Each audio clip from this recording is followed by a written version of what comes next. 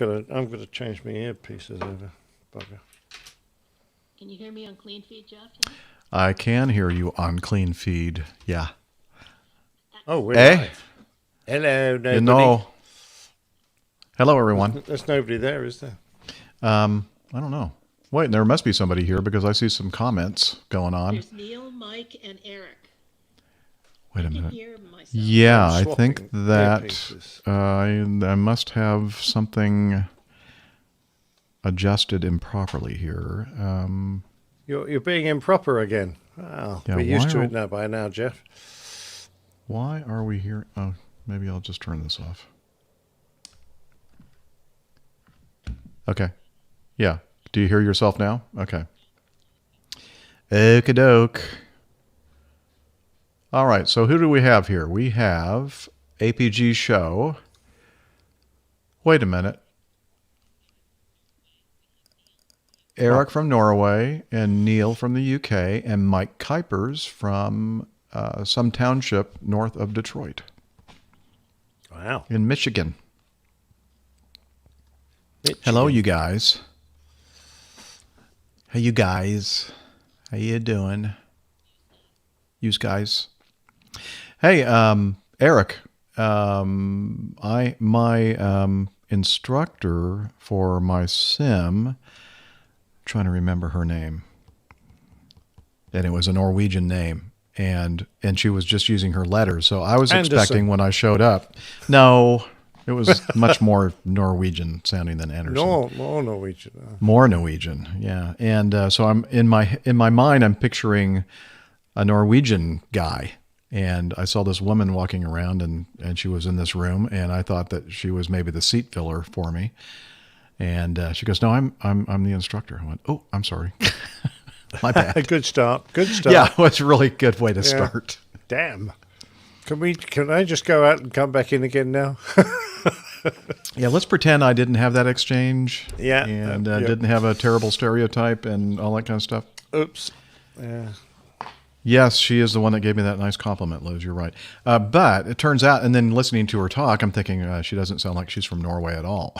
so I'm not sure why she has a Norwegian name. I think it is her maiden name, or maybe it was her married name. I don't know. But anyway, she had a southern accent, actually.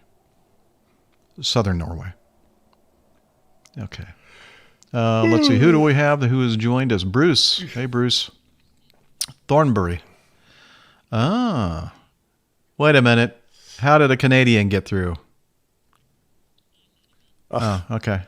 That's because Liz said she'd let him in. the Canadian we have is not doing our job properly. Yeah, Letting well, all she the said Canadians that she's very excited. Am I fired? Am I fired? Yeah. Yeah, you wish.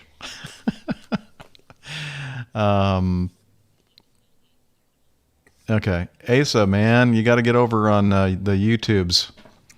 By the way, I have the actual link to the YouTube, Liz. It's in the APG community calendar. I actually have the full actual link, not just the airline pilot guy / YouTube. Oh, I'm making you do too much work, huh? Only a Canadian could do her job. Yeah, that's true, Bruce. We love our Canadian friends and countrymen. You all are the best, or the best that we can do.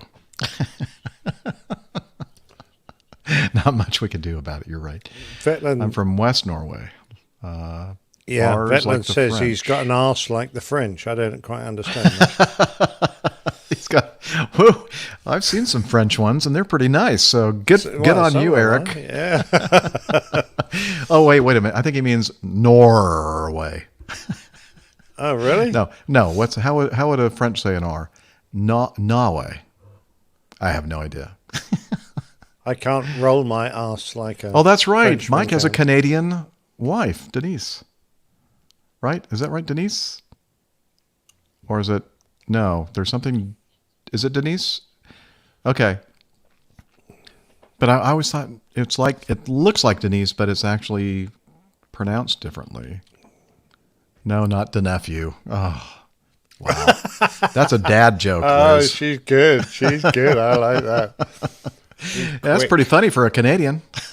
Yeah, very true. Actually, a lot of comedians, I know, comedy is really, there are a huge number of really amazingly good comedians out there that are Canadian. Well, I'm not sure I would count you amongst that group, Liz. You do try, though. You're very trying. I'm just looking at a picture of, is it Armando's boat? Whose boat is that? Listening to APG 486. Huh? In messaging. Armando, Stephanie. I think you're included in that group. Oh, wait a minute. Oh, shoot. There's a lot of stuff going on there in the messaging group. Yeah. Let me. It's a picture of a boat. I'm assuming it's Armando's. How do you, APG? He's sitting in the glorious sunshine on a speedboat. How do you, APG? No, you're not in that group. You want me to add you to that group stuff? Well, Liz. I think I can.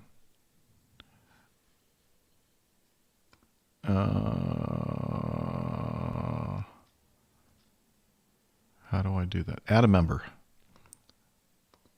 That's what she said.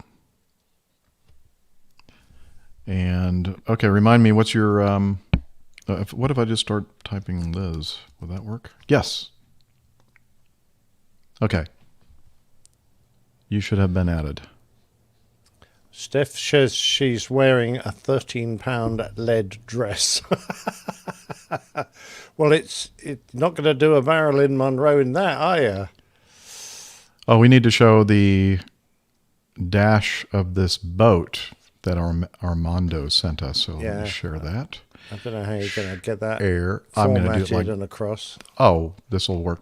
Just watch. You watch right here. Oh, ye of little faith. There we go. Oh, you're going to shoot. That's cheating. Yep. APG 486 on his boat. Ooh. Let's see if I can zoom it in. Can I do that? No, it won't work. Well, I think we get the idea. That's good. There it is. Oh, show Steph's lead dress. There's Steph. Doesn't she look cute in that little outfit? That little Halloween costume. That's right. Blood dripping from her fingertips. What you can't see is that she's sticking her tongue out underneath that mask, I'll bet. Okay, I should probably stop sharing before I start sharing something that's inappropriate. Yes. I mean, I don't know if there is anything. That's a shame, because I was just about to text something really rude onto that page. Yeah, my sense told me, you know what, Jeff, you should probably take that darn thing down. My spidey sense. Mm-hmm. Oh dear, damn! I should have been quicker.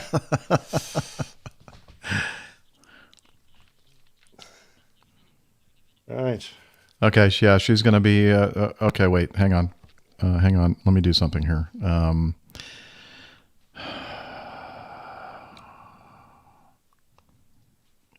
Okay, say it again. You're on the audio, Liz. Steph says she's just wrapping up at the office, and then she has a 30-minute ride home. So I guess you guys better start. You heard that, right, Nick? I can't get anybody's name straight anymore. Okay. I'm going to do some spell checking in Evernote. You do not spell organizing with a Z in the middle. Well, we do. We Americans. Not according to my spell check. Well, I know your spell check's a British one, and mine's an English one, so I've already given up on all of it. I used to go and correct it all. And then okay, you can take me out of the audio now. Okay. Oh, I like Liz. You're out of the audio. That's good. Hey, Liz, you should know that I might at any moment bring your audio into the mix, and so you'll have to keep on your best behavior. You'll never know. Or I don't know. You probably can tell when I do that, right? Because it's like a little bit of a echoey thing. No? Okay. Right. Yeah, and by then it's too late, isn't it? Okay. Yes.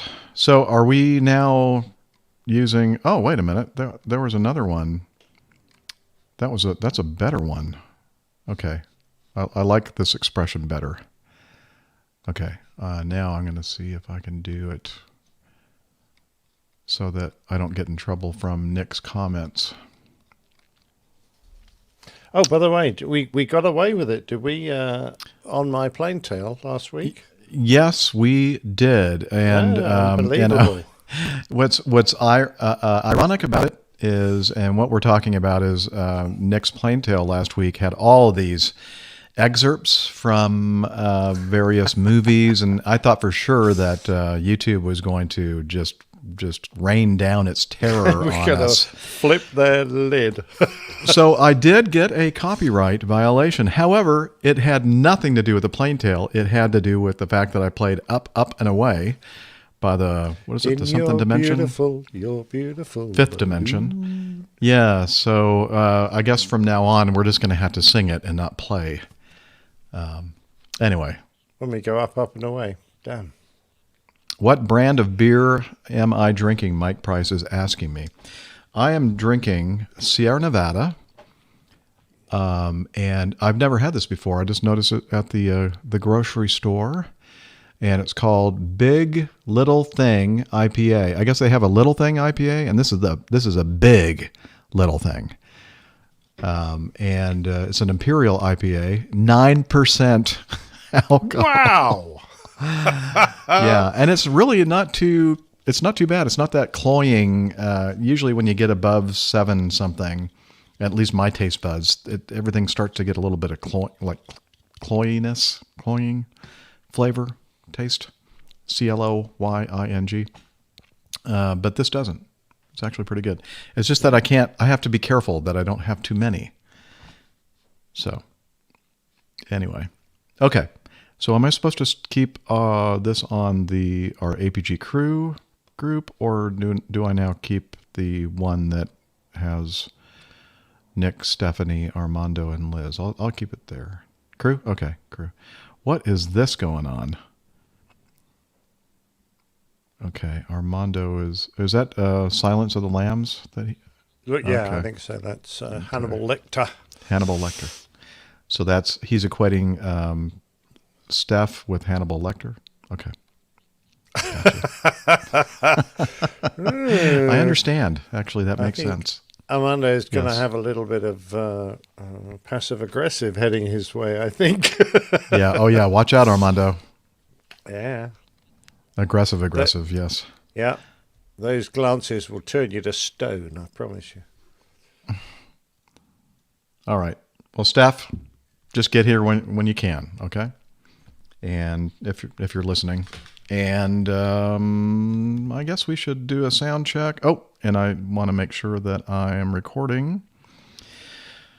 Oh, and let me unplug the refrigerator too, because I know that is probably going to come on. Are you recording, Nick? Not yet. Gonna be soon. All right. I'm just currently quitting extraneous programs which I don't need. Ow. Oh. I have 2 knees. Yeah. Okay.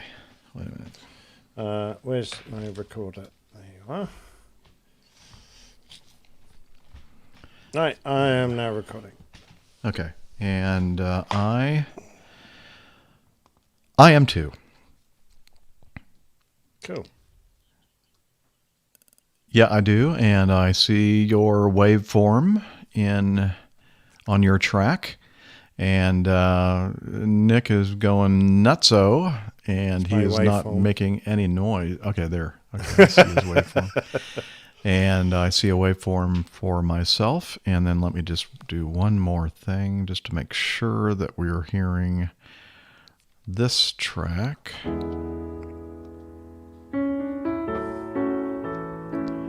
Yep, there it is. Okay. So stop playing that. Actually, this is my waveform. Is it? Oh, yeah. Well, that's good form, your wave there. Yeah. That's what Neil thinks. Here's my waveform. That's Her Majesty's, and she has copyright on that. Oh, does she? Yep. Well, I thought that's also what beauty queens do in the U.S., especially when they're riding on floats. Like floats, like in a parade? Yeah. Okay. Well, I wasn't getting any response from Nick. I was trying to think of something clever to say, but I'm going. Oh, give up. That's not going to work. No, I've been to the Thanksgiving Day Parade in New York. Yeah, so I know what floats are. Oh, yeah. Macy's. Yep. Actually, Okay. so I got some. Go ahead. No, I was Nick? just making conversation. You got some probably photos, pics? I was. I remember coming in on the last New York we used to do in the evening. So we got to the hotel at about, I don't know, midnight. And I thought, well, I don't really feel quite tired enough to go straight to bed. So and no one was up for a drink at that time. So I just took my camera out. And it was the day before Thanksgiving. In fact, it was the morning of by the time I walked out of the hotel. And I walked almost straight into Macy's marching band, and all their dancers and all the flag wavers, and it was like 3:00 in the morning. It was freezing cold, and they were already forming up the parade at 3 a.m. in the pitch black outside. Yeah, serious Macy's. business. Yeah, and they were trying to keep warm, so they were practicing a lot of their routines, which was very noisy for all the people in the hotel. Yeah, I'll bet. Yeah, but I got some great pictures. That's true. Yeah. This is what the people come for, is the pre-show and the post-show. Not that crap in between. No, not that airplane stuff. That's really boring. Yeah, what the heck would anybody want to listen to that for? Or airplanes. No. Boring. Yeah. That's what caused my divorce, actually. I remember several years after I started the podcast, Linda would say to me, "So, are you still doing that podcast thing? That flying aviation thing?" Huh? She goes, "So, I mean, like people are listening to you talk about aviation for like 3 hours every week?" And I said, "Uh-huh." And then she just rolled her eyes and walked away. Yep. Okay. Just think. So now I have other people help me talk about boring aviation. Yeah. Yeah, that was the first hint of trouble. I should have heeded that warning. I didn't. Yeah. Okay, let me play this Radio Roger intro to make sure it's not going to blast you out. You're listening to the Airline Pilot Guy Show. The View. Is that too Can loud? you turn it up a bit? Really? I'm joking. Okay. No, it's quite loud. Thank you. Hang on. Okay, let me see if this is better. You're listening to the Airline. Probably not. It's a little better. How about now? You're listening to the Airline Pilot Yeah, Guy I can Show. cope with that. The View from. So it's really weird. It sounds so bad because I've only put one earbud in my ear, and so I'm listening to the left track of a stereo thing, and it just sounds like somebody is talking through a tube. I don't think I can stand that. I think I better put this one I back. was going to say, why have you only got one earpiece in? Well, I'm kind of trying to get used to the fact because I've ordered a kind of an inner ear monitor thing, and it's a mono version. It only goes in one ear. Oh. And I'm realizing I probably should have gotten the stereo version. Oh, well, that's the way it goes. Oh, God. Okay. So Liz is trying to encourage me to start the show. Yes, please. So, all right, here we go.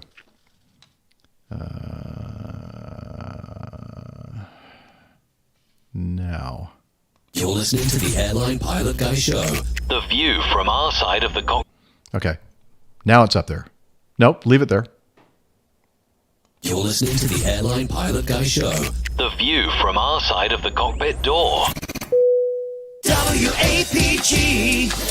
It's the Airline Pilot Guy. Airline Pilot Guy, episode 487. Yeah, he's up in the sky. It's the Airline Pilot Guy. Hello, you're listening to the Airline Pilot Guy show, the view from our side of the cockpit door, with your host, Captain Jeff, broadcasting live from Studio 1A at APG headquarters in Lake Burton, Georgia. Today's show is recorded on the 2nd of September, 2021.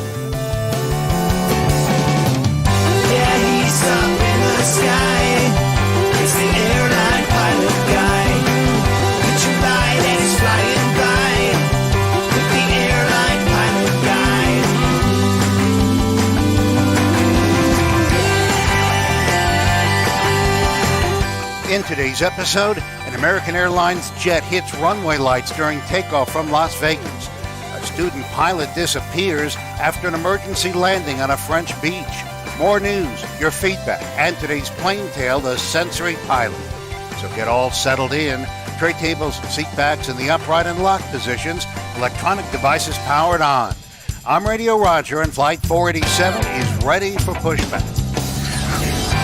Thank you, Radio Roger Stern. He's an award-winning TV and radio reporter, currently at the #1 all-news station in the nation. 1010 wins in New York City! Welcome to the Airline Pilot Guy Show. It's an aviation podcast covering the latest in aviation news and answering your great feedback. I'm Captain Jeff, a pilot at a major legacy airline based in Atlanta, GA, and joining me from his studio in Hartford, Hereford, and Hampshire. Professional photographer, former RAF, RAAF fighter pilot, retired Airbus A330, A340 captain for Virgin Atlantic Airways. It's Captain Nick.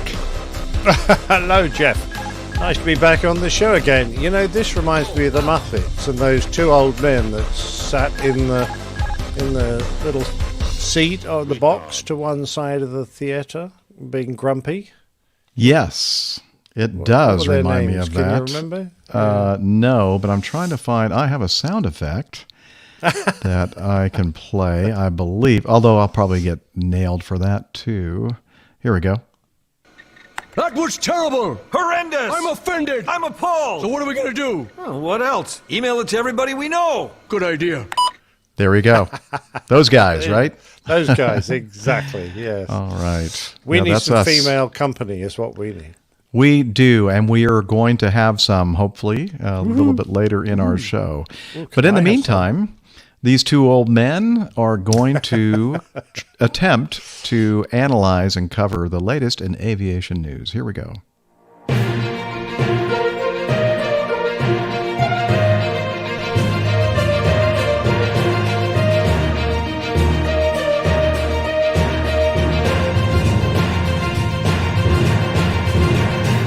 Stand by for news.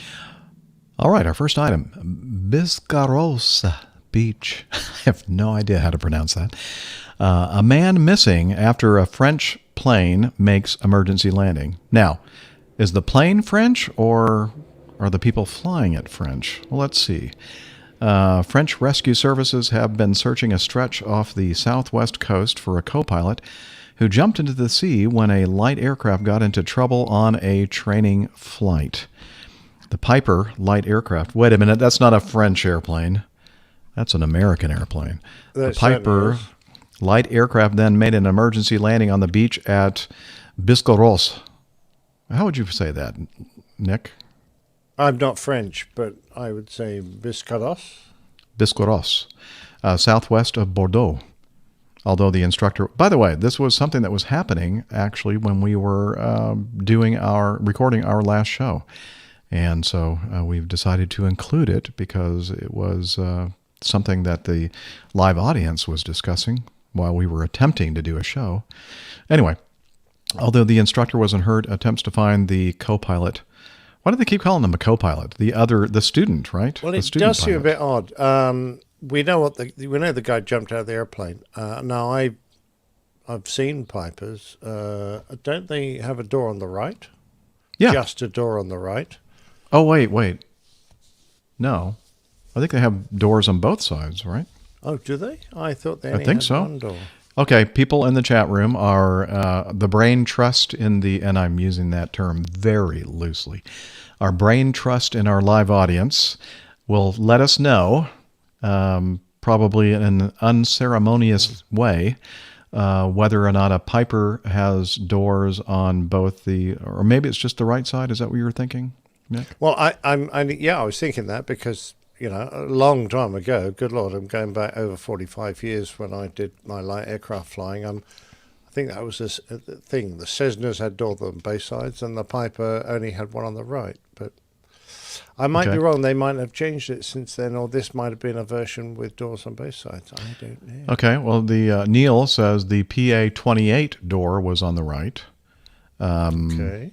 So for a minute there, I thought they're just not listening to us talking at all. They're just in their own little world, and they're not answering us. Usually they are, yes. Yeah.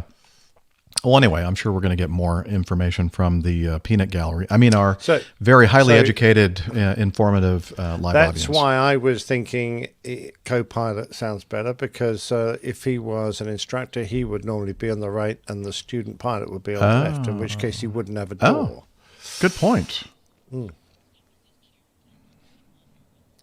Okay. So I don't know what the sitch was. Steph has chipped in with her commentary via the messaging system that we have, and she says that Cherokees only have doors on the right. So, good point. I guess maybe that saying co-pilot is an accurate thing to do. It was unclear what led to the plane getting into difficulties. The experienced pilot flying in the left seat, I suppose, was praised for bringing the plane down safely on the beach in a restricted military area used for missile testing. So, okay, wait a minute. Let me go actually to the news article from, where's this from, Liz? Archide. The second one I'm looking at, archide.com. Never heard of that. Anyway, a 32-year-old student pilot missing at sea since the emergency landing of a tourist plane on a beach in Biscarosse on Tuesday, and whose body was found Wednesday morning, was taken from a delusional crisis in the cockpit and had mentioned his suicidal intentions, said the prosecution. His body, rejected by the ocean, was found on Wednesday morning. I reject you!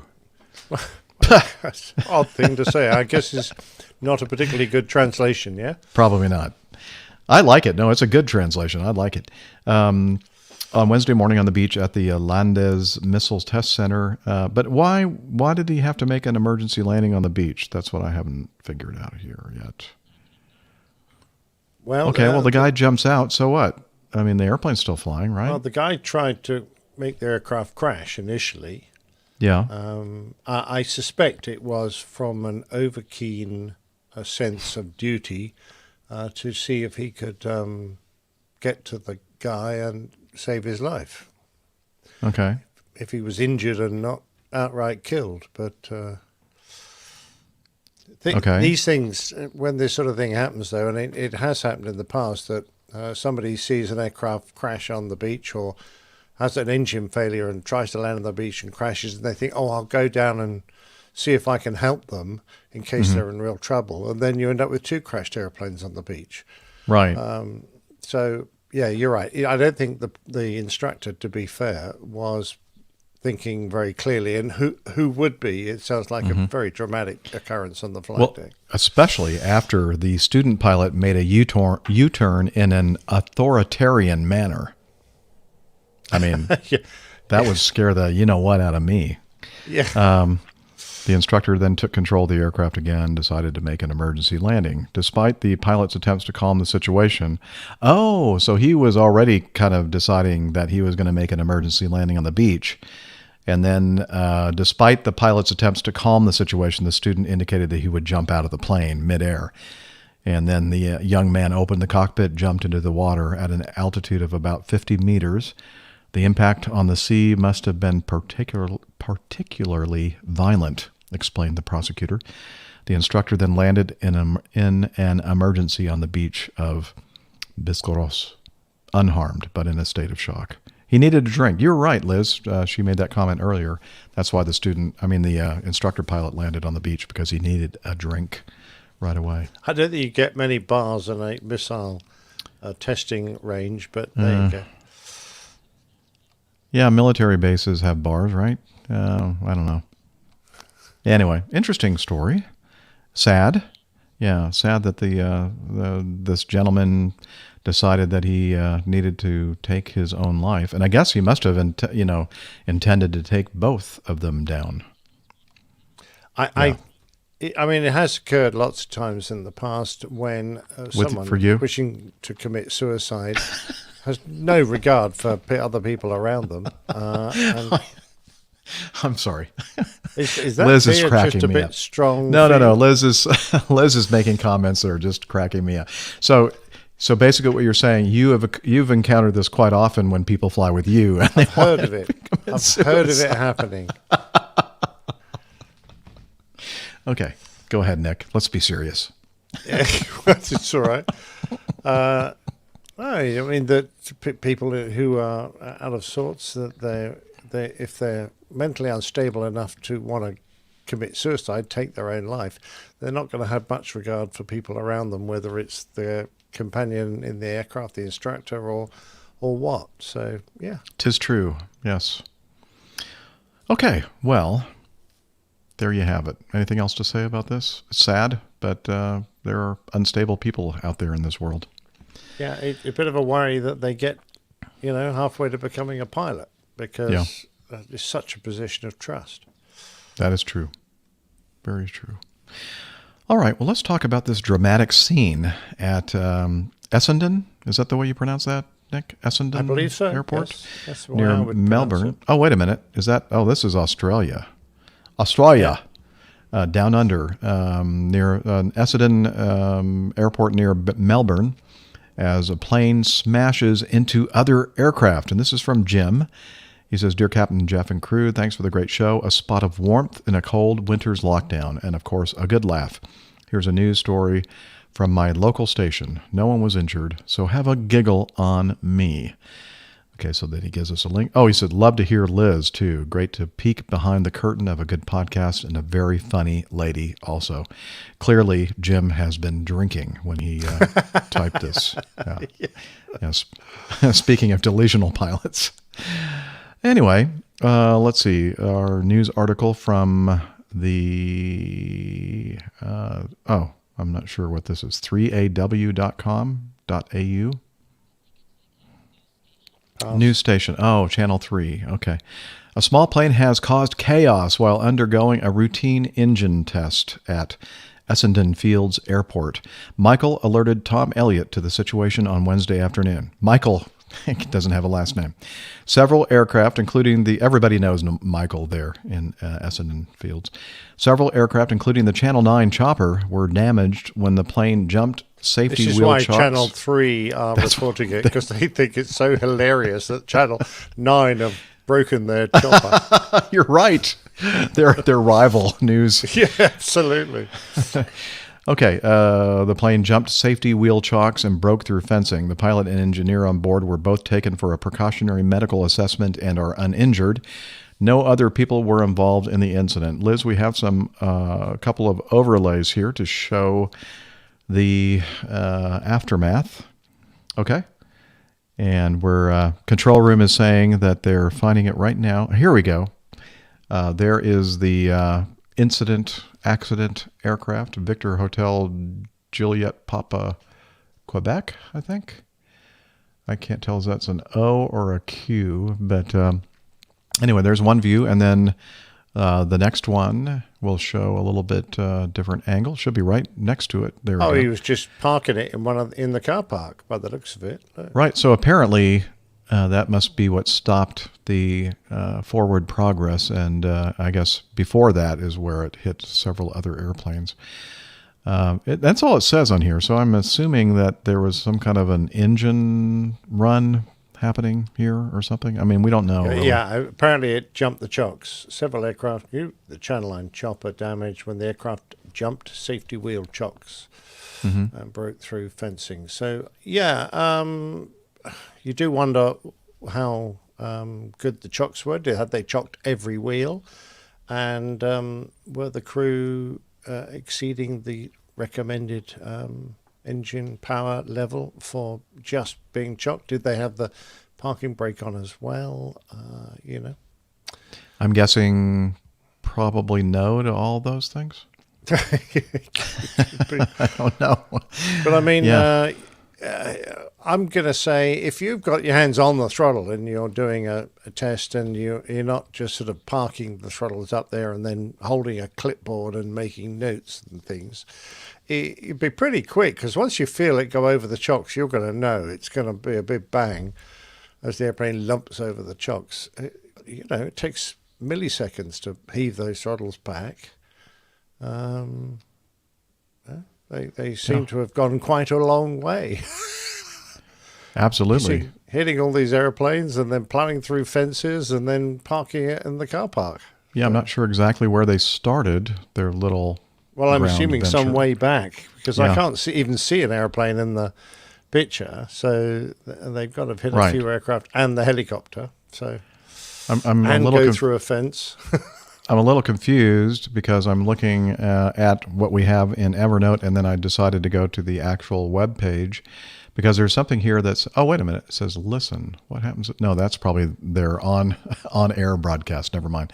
But right here it says press play below to hear Michael's call to 3AW.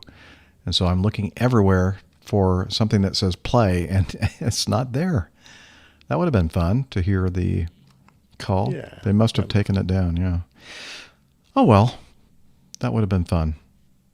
Well, At least it didn't go as badly as the brand new Etihad's. Was it Etihad? I think so. Oh, yeah, I think you're right. A340-600. Yes, that was. Didn't somebody die in that one? Yes, I think. Well, very seriously injured. Some of the engineers on board with the aircraft, I think, was more or less a write-off. But, yeah, I do remember us talking about that. That was, yeah, this one's not quite so bad. All right. Well, thank you, Jim, from Down Under, for sending that in. All right. Continuing on, this is item C. American Airbus A321 at Las Vegas on August 28th, 2021, this year, just a few days ago.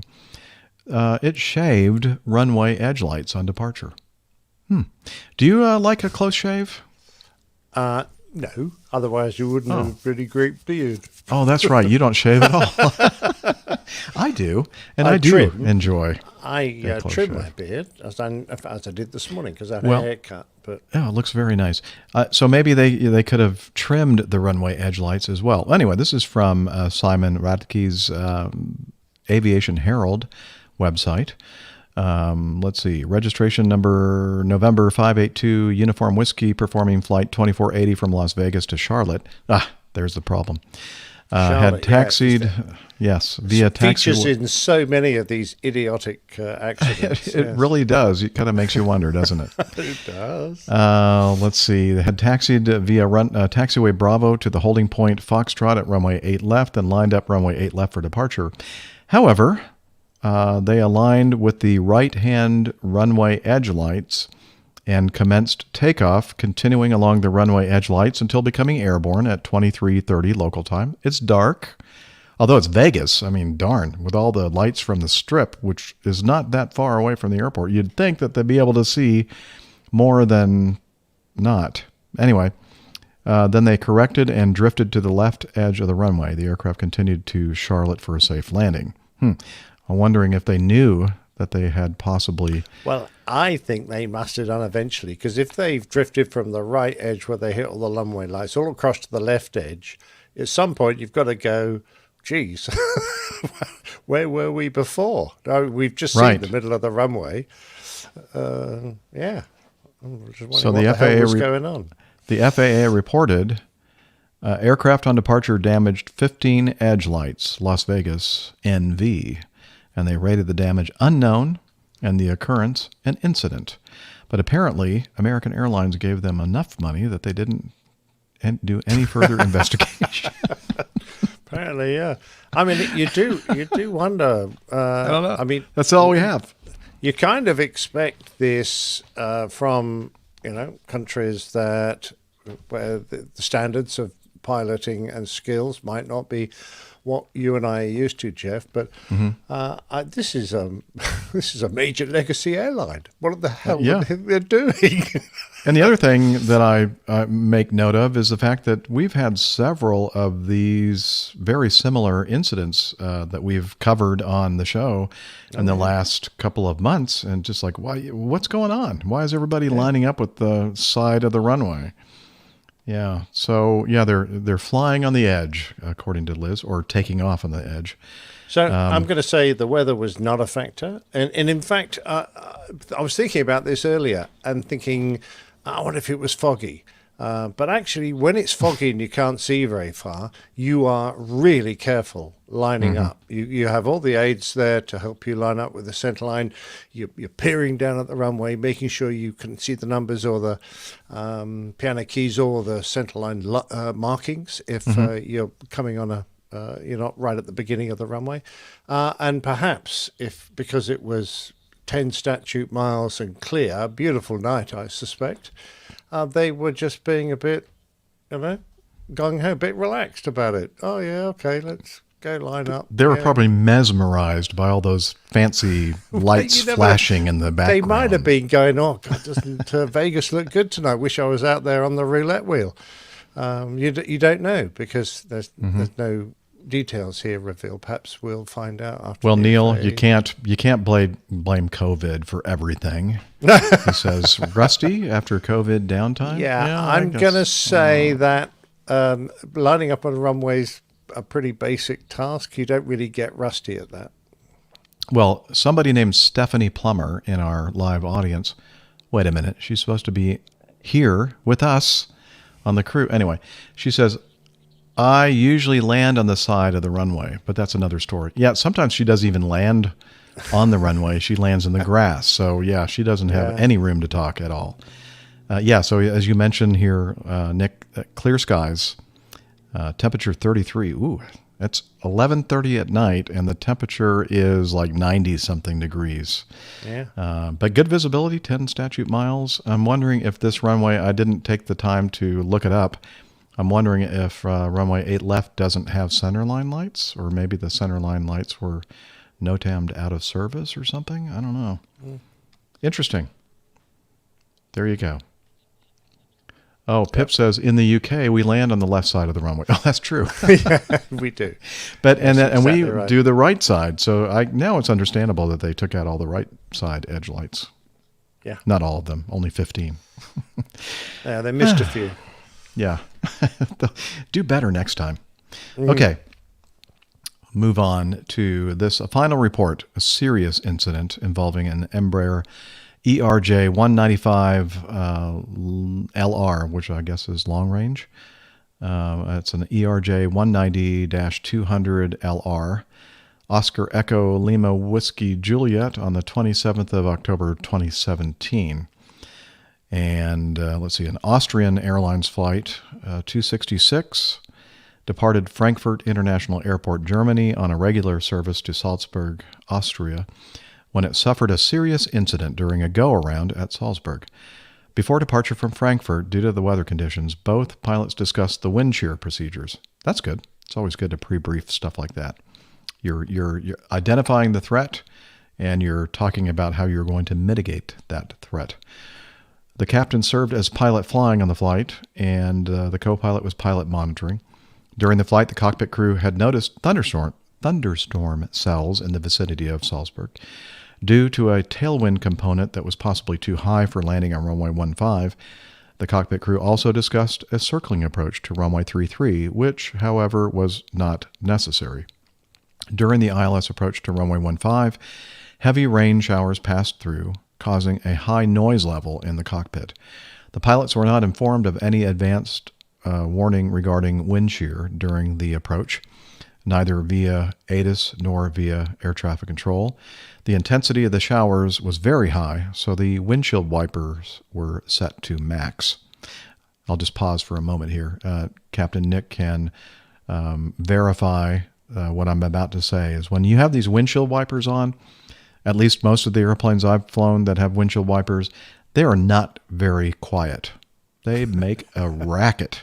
And then you have and the reason why you have them on is because you have all this heavy rain, or a lot of rain or whatever, on the windshield obscuring your view, and so that's making noise as well. And then you add to the cacophony of sound in your cockpit by turning on those wipers. So, I mean, you almost have to yell if you don't have a hot mic system. I think the Airbus, though, they do have a hot mic system, right?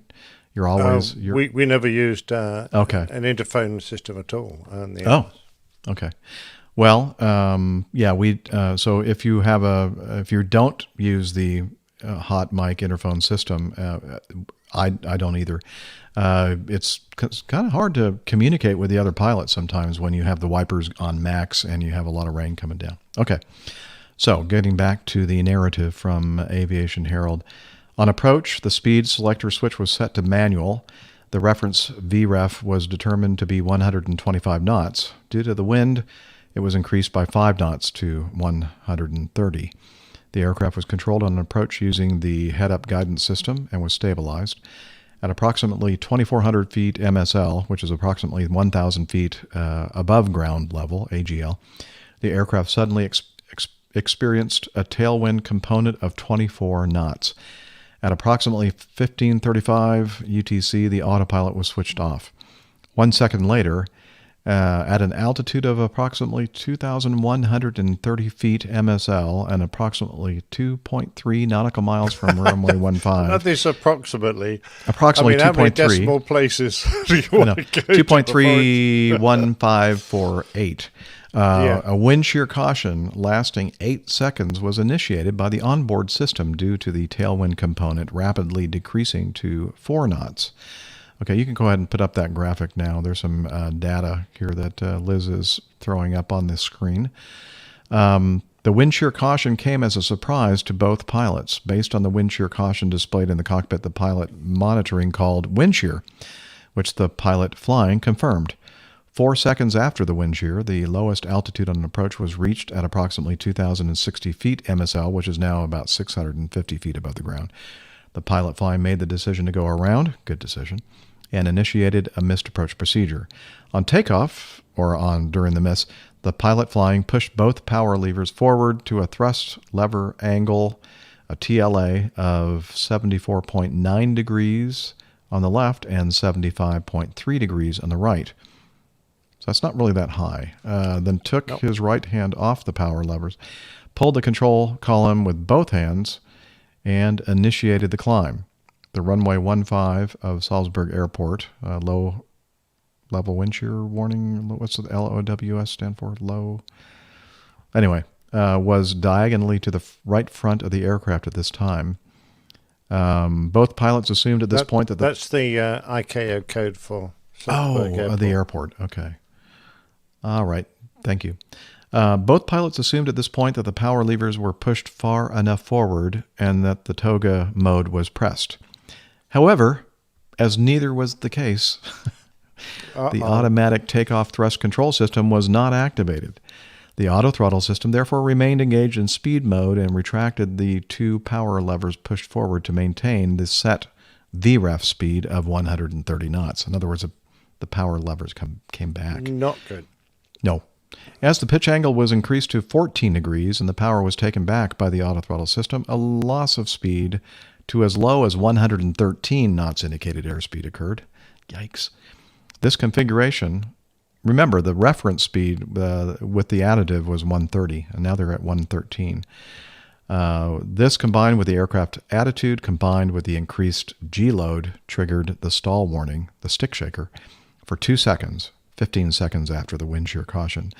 The flaps were retracted to position 4, 42 seconds after the wind shear caution at an altitude of approximately 1,110 feet above the airfield.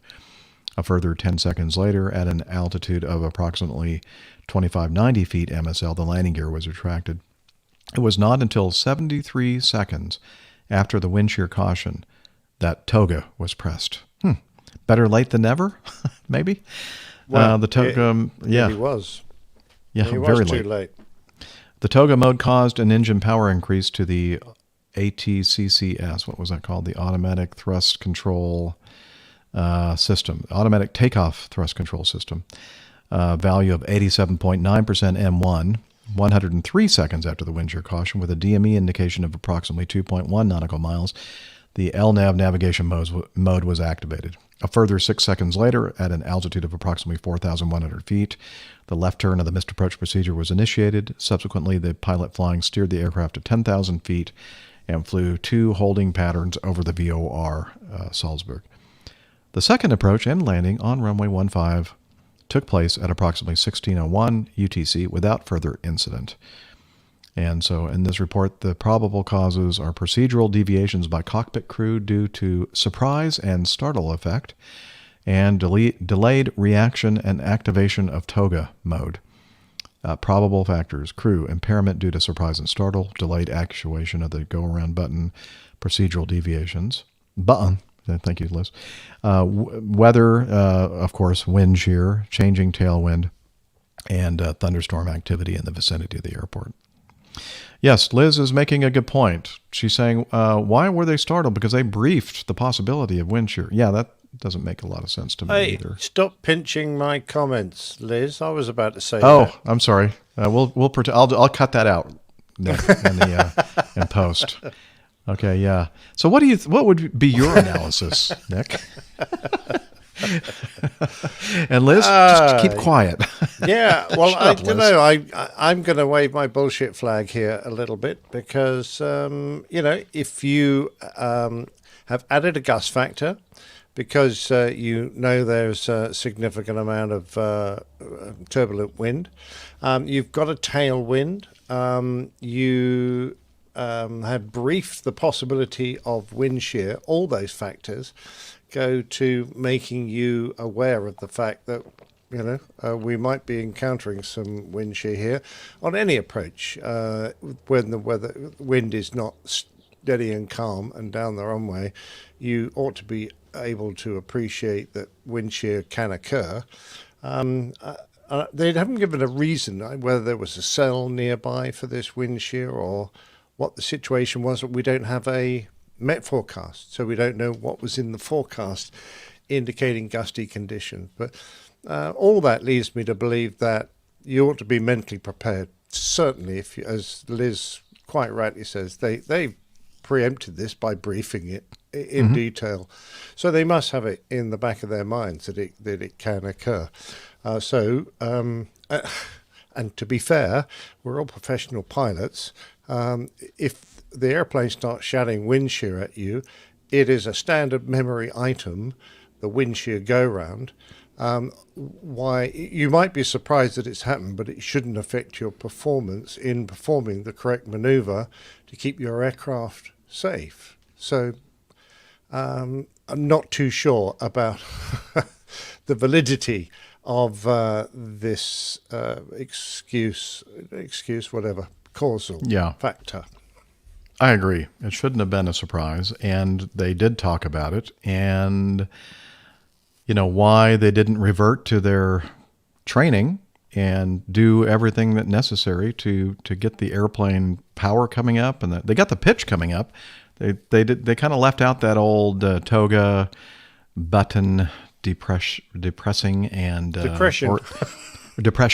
Or just like, even if you hit the toga button, you still have to push those power levers up, and that should be a natural reaction. Just get those things all the way up, and even if you're flying an airplane like mine that has a gate that you have to push through to get into max power, then do that.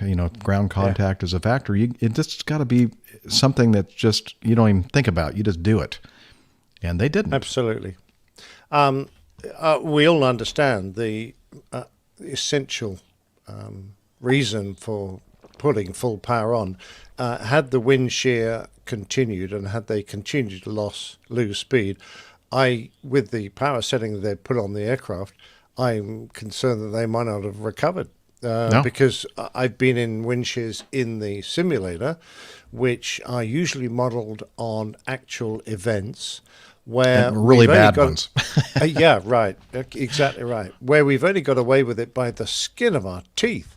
And any delay in taking the appropriate recovery action, getting that power on and pitching the airplane away, has resulted in the aircraft not surviving. So these guys were pretty lucky. Not only did they end up in a situation where their stall warner was going off, if it had been a more violent wind shear, there's a good chance they would have piled in, which is, I guess, why they made this a serious incident. There was a high probability that they might not have survived.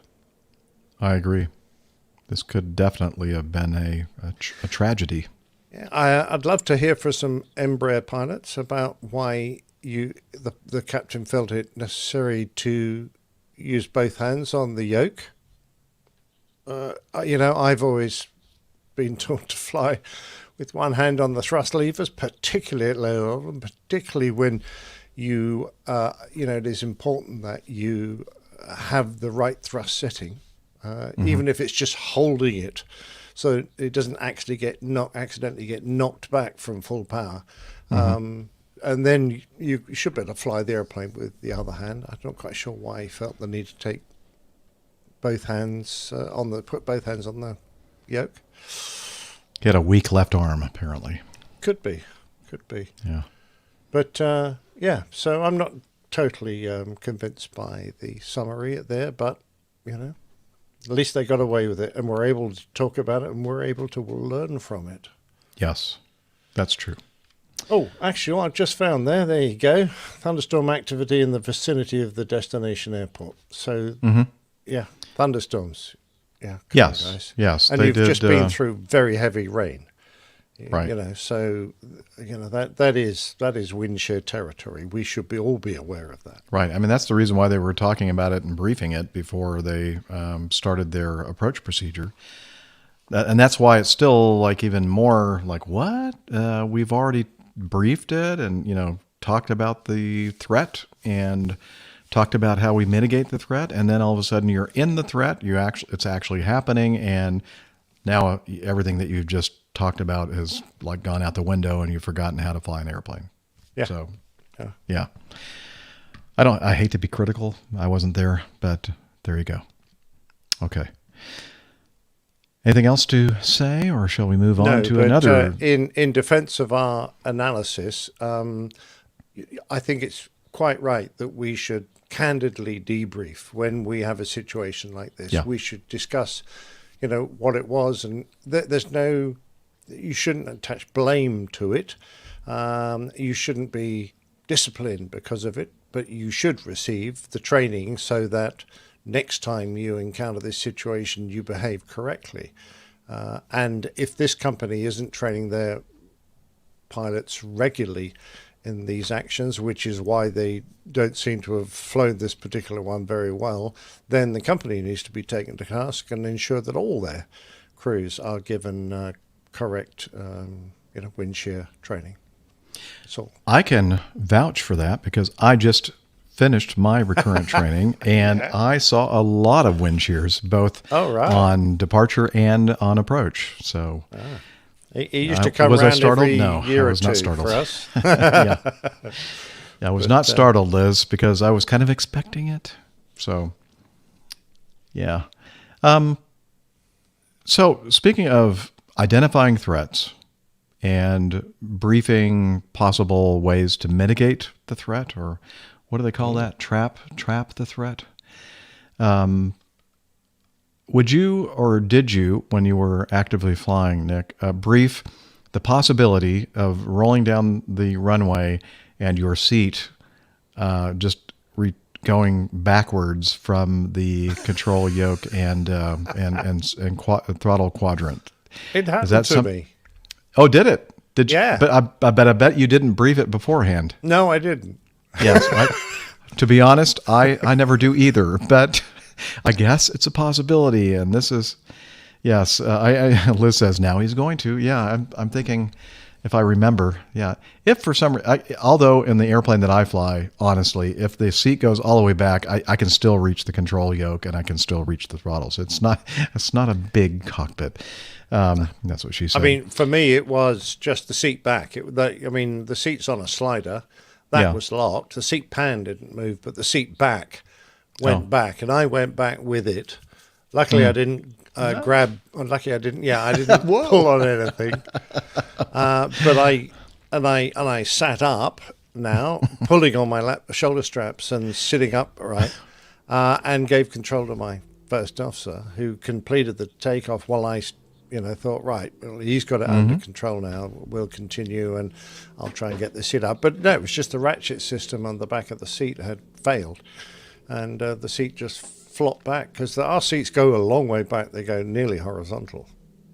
But, wow. Yeah. Oh, that's right, because you sleep most of the time. Okay. I understand. There's not much else to do. Aviation. No, Not really. Aviation Safety Network has this aircraft accident. Let's suppose you're in a Boeing 737-8 HG, whatever that is, Victor Tango Alpha Yankee Delta. Okay, here we go.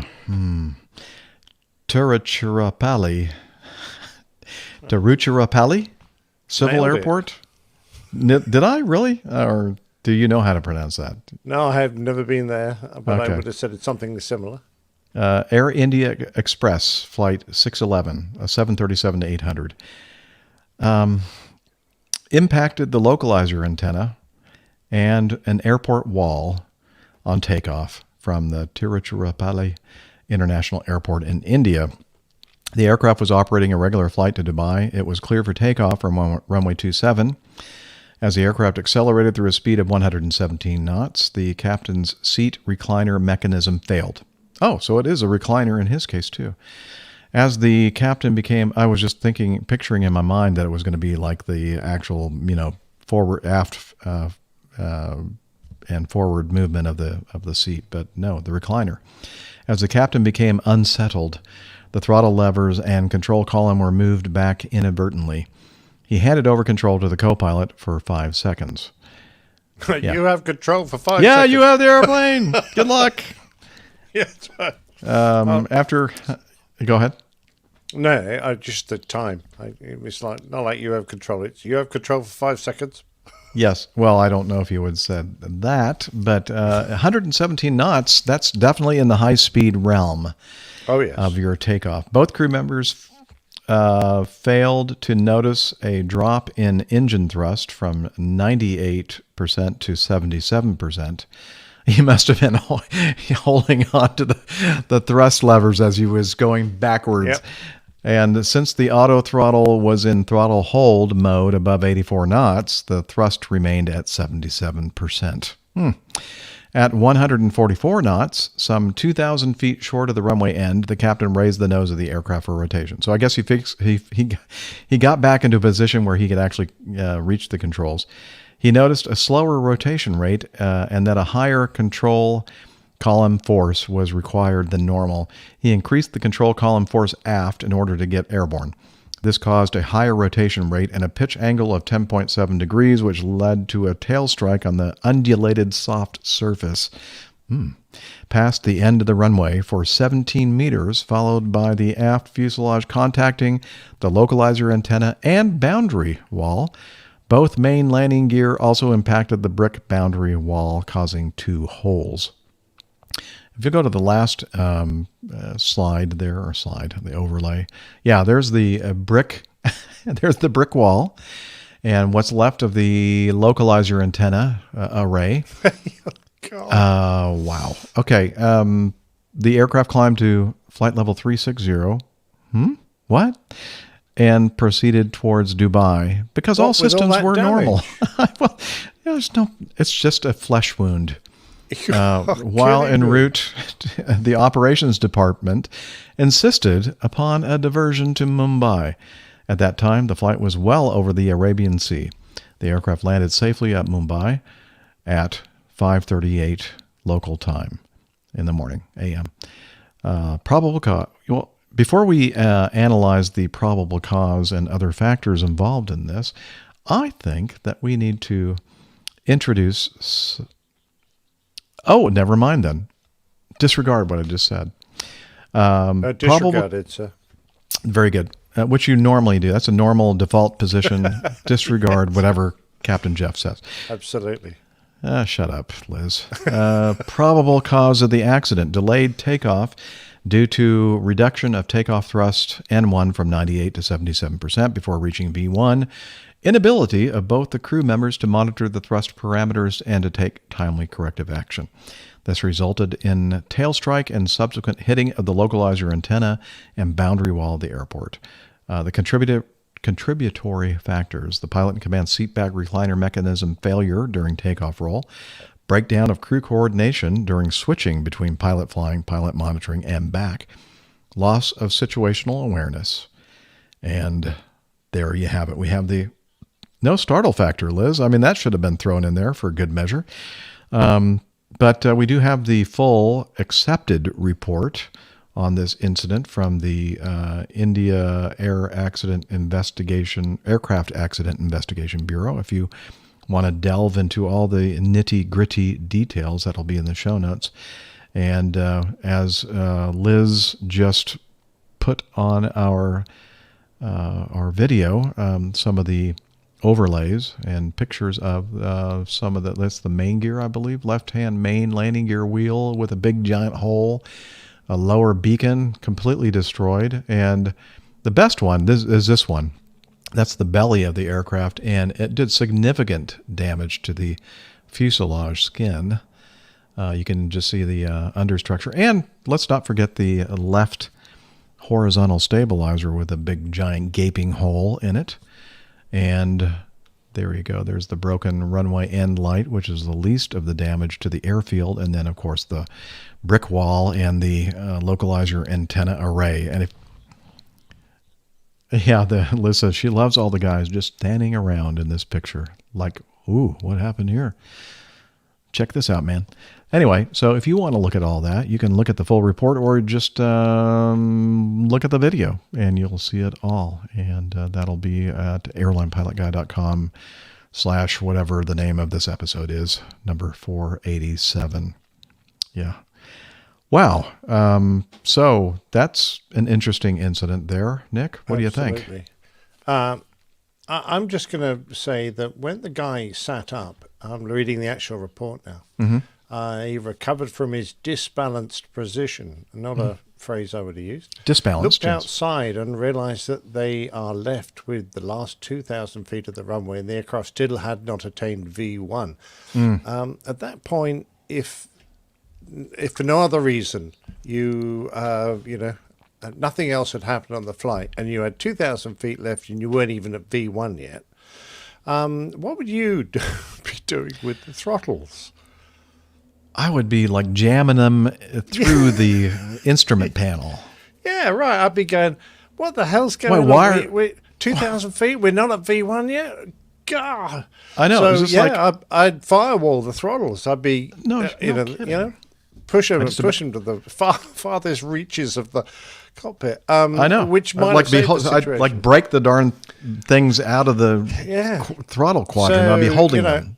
I'm going, and once you add in the fact that we've had this disturbance and the guy's been thrown back away from the controls and that there is a possibility that he moves something inadvertently, that would double my certainty that I need to go down to full power. And I'm just completely bemused as to why he didn't. So, yeah. And add to that for 5 seconds, the co-pilot, the first officer, was flying the aircraft. Why didn't they go, I've got control now. Let's make sure this isn't that going well. Yeah. It doesn't feel like we're accelerating like we normally do. Maybe I should push the power lever. Didn't they note the engine tone changing? I'm not sure, but anyway. Apparently not. So I'm going, is it that the co-pilot wasn't very experienced? Probably. Not felt trustworthy, wasn't sure of themselves enough to go, I need to do something to save the situation here. Liz says they weren't sensory pilots. They had no sense. They were no sensory. It's very, very easy for us to, and particularly me, I'm no longer doing this day to day. Easy for you to say. Yeah, exactly. It's very easy for me to sit and snipe from the sidelines here. So, but some of these situations, I go, I'm just at a loss as to why certain actions aren't taken. I am too, and gobsmacked. That's a good word, Liz. I'm gobsmacked as well but you know what? If stupid things like this weren't happening, we wouldn't be talking about it on the show, would we? Pretty short show, yes. Yes, thank you, everybody out there making stupid maneuvers or decisions. Hopefully none of us will be in that category, Absolutely. at least until we retire. Yeah, crazy. I don't know. It just doesn't make a lot of sense to me. But you know what does make a lot of sense to me? It makes a lot of sense to me to play this. Oh. Wow. Nope, not that, Liz. But if you don't mind, could you throw up and I say throw up in the nicest way that I can. No, I knew it. Dang it. Okay. From her lakeside studio in South. It is a doctor, a skydiver, doctor, marathon runner, strength training junkie, IPA connoisseur, and commercial multi-engine instrument rated backstabbing jumper dumper, the lovely Dr. Steph. Hey, Captain Jeff. Sorry for my tardiness. Yet again, this seems to be a recurring thing. We're making note of it. The doctoring has been busy, which I suppose is a good thing. I don't know. Keeps me occupied so I don't get into trouble. Depends if you're paid per injection. Paid and it depends per patient encounter, yes. And it depends on whether or not you're the doctor or the patient. Yes. Yeah, it's been good. It's just been a little busy. On paper it always kind of looks like I'll be out of there in plenty of time, and then how things go. Sometimes things just take a little bit longer than you expect, and things that's what she said. Yeah, right. Well, you hope that's what she said. Maybe. Yeah, it's just the usual work stuff. But yeah, good to be with you guys. Well, we're just happy to have you for whatever we can have you for. If that makes any sense at all. Probably not. Sounds creepy. Does sound a bit dodgy. Yeah. Well, that's normal for me. All right. We've managed to make it through the news segment. Anything you want to add to anything that we said about any of these incidents, Steph, or are you happy to just... I was listening in, and you guys did a beautiful job of covering it and saying everything I would have said. Yeah. Liz says you were enthralled by our analysis, our expert analysis. Yes, or analysis. Anyway. Yeah. So we are now at that point in the show where we do this. Getting to know you. Getting to know all about you. Getting to like you. Getting to hope you like me. They use the correct words because I want Dr. Steph to be happy. So happy. There you go. Thank you, Jeff.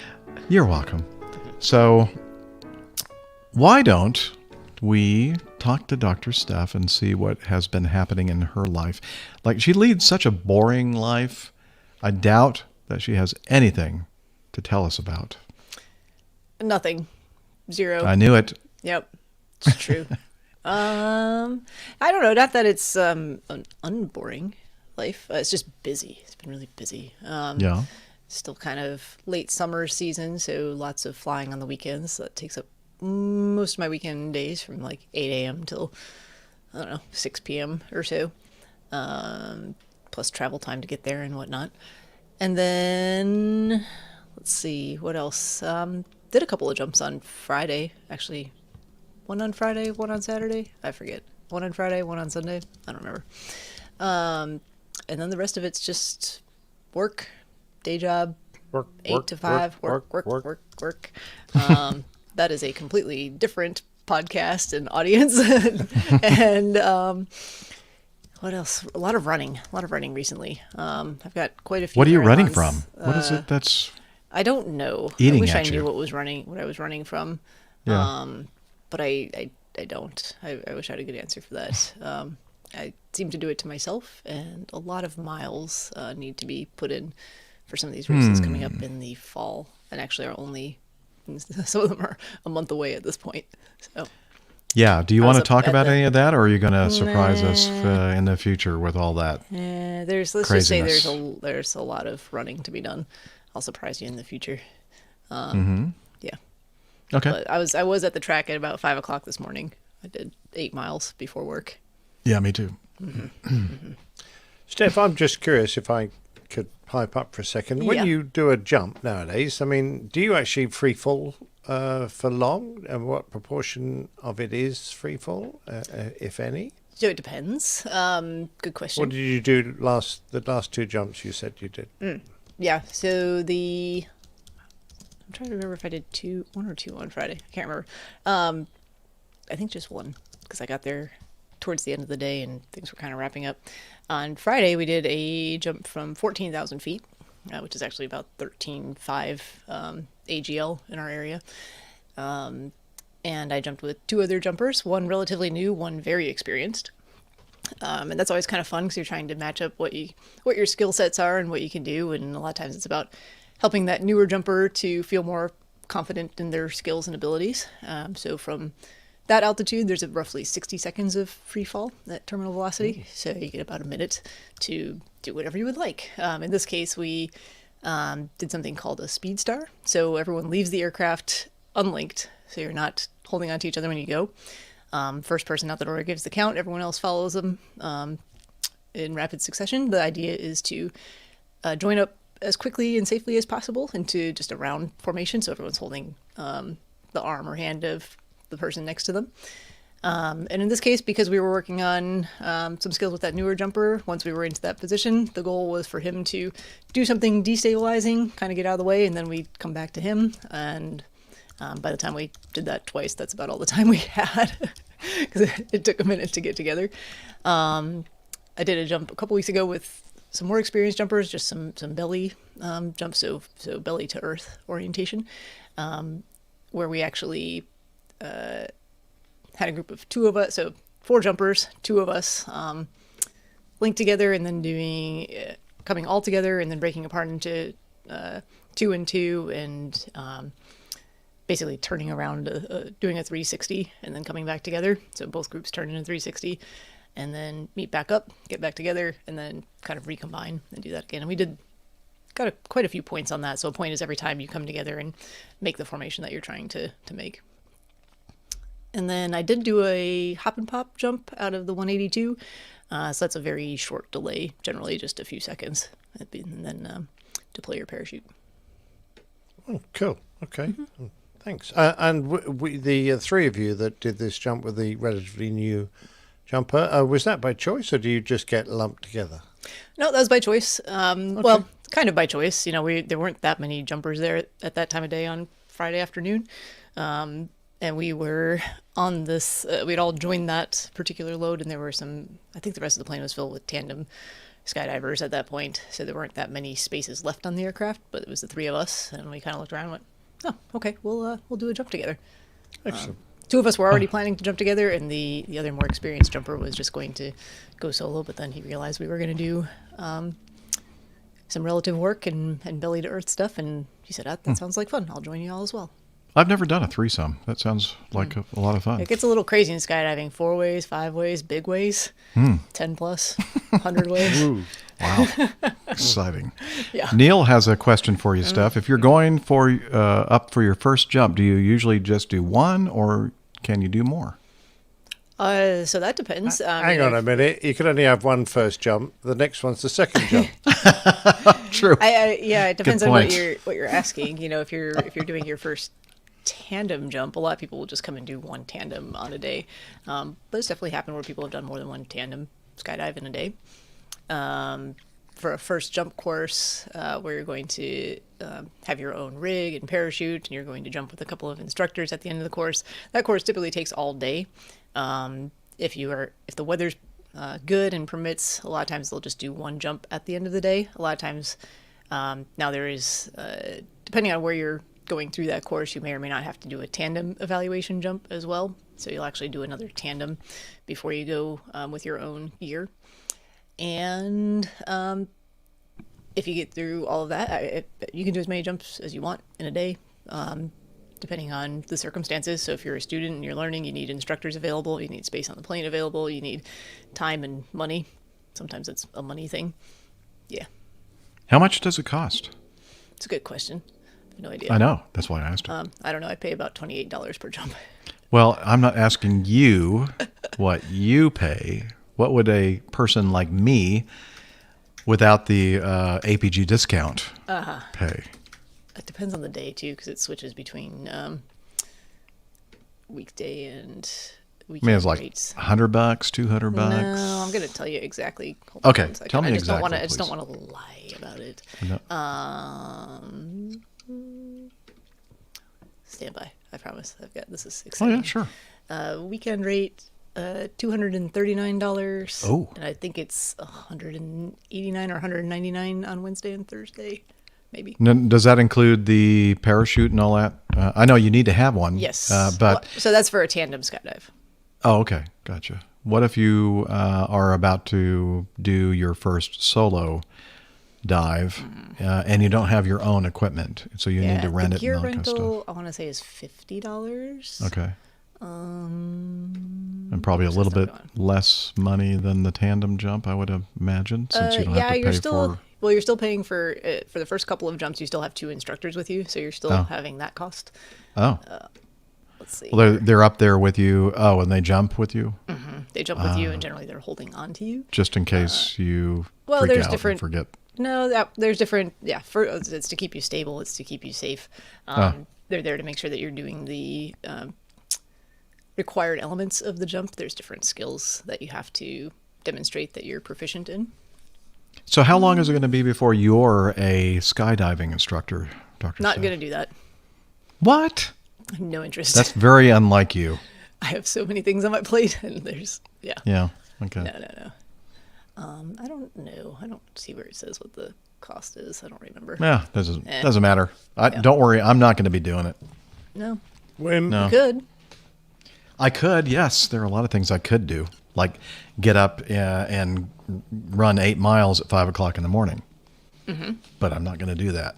Sorry, it's not me. Oh, gear rental is $30. I lied. Not who I am. Here you go. First jump course plus skills evaluation jump, which is a tandem skydive. The total cost of that is $330 for the 6-hour ground school, followed by a tandem evaluation skydive. Really, it's not that bad. The next 3 jumps are $240. Okay. And then $190, and then $175, and then. Is that pretty much competitive with all the skydiving that's gonna be schools and stuff? Relatively standard, as far as I know. Yeah. Cool. All right. So, anything else happening in your life that you want to share? Don't think so. Okay. Very good. Mm-hmm. Captain Nick, how about you? Yes, sir. It's been what's happening with you? Well, I played a game of bowls today, which was rather nice. Oh, yeah. Coming towards the end of the season, thank you. Mm-hmm. And we were top of our league by 1 point, and we were playing our final game. And the team that are behind us by 1 point were playing elsewhere. So we were playing a club that was quite low down. So we were hoping for a really good score so that we could maintain our position. And we did okay on my rink. So we were 30 shots to 12 or something. So we had a good 18-shot lead. But sadly, the rink next door had... I could only describe as a meltdown, and they lost by 20 shots. So that's pretty bad, huh? Yeah, that's pretty bad. So you get 1 point for winning 1 point your rink, and one. So there's 2 rinks. That's possible 2 points, and 1 for winning the overall added together score. We only got 1 point, our rink. We missed the overall score by 2 shots, and of course the other rink lost so badly. But anyway, so we got one point out of it, and we went, oh damn, we've lost our chance to win the league, because the other team that playing elsewhere are bound to get more than that. Mm-hmm. They didn't. As it turned out, they got exactly the same score as we did. So we both had 1 point. We were leading by 1 point. So, we stayed at the top. That's great, because now we're into a finals day on 9th September, my birthday, which is going to be great fun. Yeah, we're going to play the other 3 regions in a one-day extravaganza of semi-finals and finals to see who wins the whole area league. I'm looking forward to that. So that was great. That was good fun. Awesome. Yeah. Congrats. And thanks. And played some pretty good shots today, so really chuffed. And as I said I would, I'm going to say again that we've got a meet-up in the UK. If you've heard it before, there's a bit of extra news. So let's just say it's at the Hangar Cafe at Fair Oaks Airport in Woking, or near Woking in Surrey. And I'll be there from 10 a.m. to 2 p.m. And it's on the 25th of September, which is a Saturday. And I was chatting to our lovely friend from PT UK, Neville Bounds, who is our audio specialist. Never heard of him. He said very kindly that he has got a PA system. So he's going to bring an amplifier and loudspeakers, and I'm going to bring the mics, and we can actually now talk and record what we're saying at the same time. So I'm thinking, right, okay. Pat, what could we talk about other than thanking everyone for coming and all that kind of stuff, and perhaps recording some bits and bobs from the people who were there for the show. I thought, actually, I could probably generate a kind of impromptu plain tale, and that's the idea. I'm going to do an impromptu plain tale about my experiences, and there were some pretty dramatic experiences. I nearly died. I watched an aircraft crash in which people sadly did die at this airport in the short time I was there. I've got a few recollections that I can certainly share. So I thought I'd do a little sort of impromptu plain tale while we're there. And I looked for somewhere to do this, and sadly, the cafe is quite small, and of course the general public are in there as well as we will be. So not an ideal situation really. But there is a corner beside the flight school that we can probably have a small gaggle of people and set up there. So long as the weather is clement and not inclement, then we should be fine. So praying for clement weather. And I'm decided that I'm going to do that at 12 o'clock. At 12 noon, I will chat for half an hour, and then we can all go and have lunch. Or whatever. So what that means, he's planning on chatting for a half an hour. That means an hour. Well, yeah, possibly.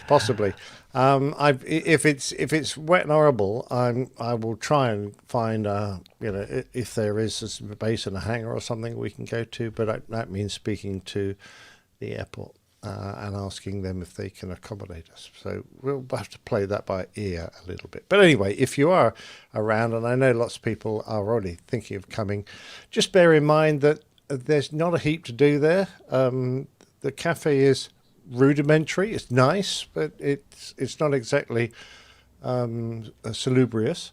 So, and there's not much to do other than lean on a fence and watch the airplanes. So if that's why I said that, pitch up and be there as long as you want. I mean, the whole point of it is just to kind of get together with like-minded folk and talk about aviation or whatever. Absolutely. Because I did go back. I did go there last weekend and have a look at and chat to the people at the flying school, etc. And I found the young lass who was doing the very job now that I was doing 48 years ago. So I'm going to invite her to tell us a little bit about this flying school and things like that. So well, I hope that her muff is well kept as Nev's. According to Neil Landwarm, he says that he has a well kept muff. Yeah, he does. Maybe I should cut that out of the show. He strokes it. He strokes it and combs it, I gather, to keep it looking neat. It's kind of embarrassing, actually. Yeah. I hope that he does that in private, not in public. No, I'm sure he does. Anyway, that's me, so done and dusted. Excellent. Well, thank you, Nick. Sounds like you're going to have a great time at the Fair Oaks Airport. Hopefully. I don't know what I just said.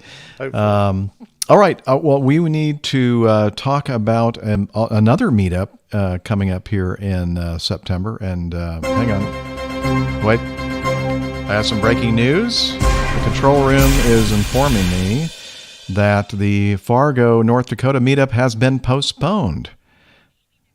And maybe they're going to change location, like maybe Palm Beach, Florida, instead of Fargo, North Dakota, which is, I don't know, that might still be too hot this time of year. You might want to consider something in the middle. No, just kidding. It's probably going to still be up at Fargo, I'm imagining, but maybe not at the Fargo airport. So they're still kind of determining what's going to happen with that Fargo meetup. Kelly is going to let us know, and then we're going to pass that on with you or to you. And also, I'm sure that will be something that will be updated via Slack as well. So if you want to be a Slacker, make sure that you listen to Hillel at the end of the show, and he's going to tell us all about how you can become a Slacker if you aren't already one.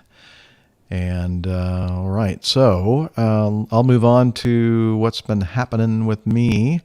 Let's see, since the last show, because the last show was a two-parter, and we recorded the first part on Wednesday of last week, and then on Friday and Saturday I went through recurrent training, and then on Saturday night back here at the cabin home, got together with Rick and we recorded part 2. And anyway, the big deal for me was doing the training that we do every 9 months, and made it through that. I'm good for another 9 months.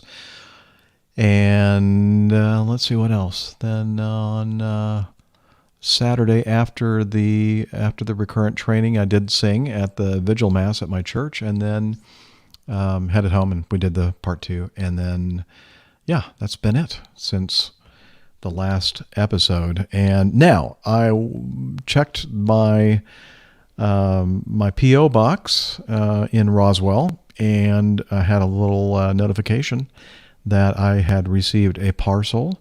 And let's see here. I want to see. Ooh, that sounds nice. Let me open up my Big Little Thing. That's IPA. a good IPA.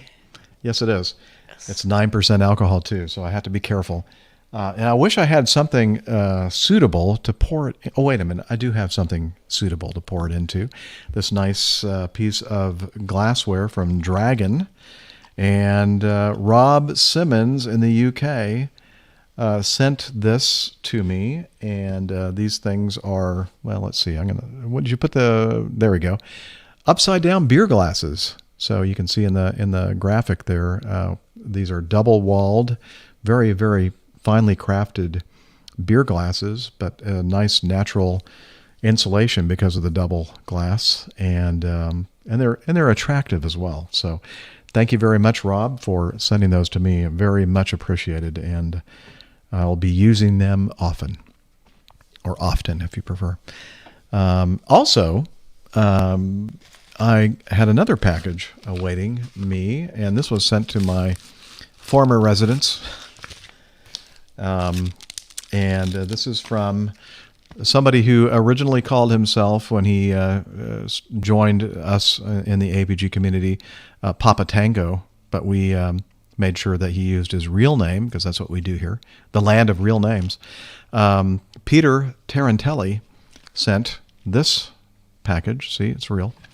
And inside of the envelope are, well, I got this business card from Peter, and on the back says, "I found these and thought of you. Do people play cards any longer? Feel free to pass them along if you'd like." And again, that's from Peter. So let me show you these very, very cool cards that he found. And they are not brand new, and you'll understand why here in a second. Here are the playing cards. Oh, very cool. Wow. Pan Am. Excellent. Playing cards, and they're real. See, look. They have all these real cards, or real pen.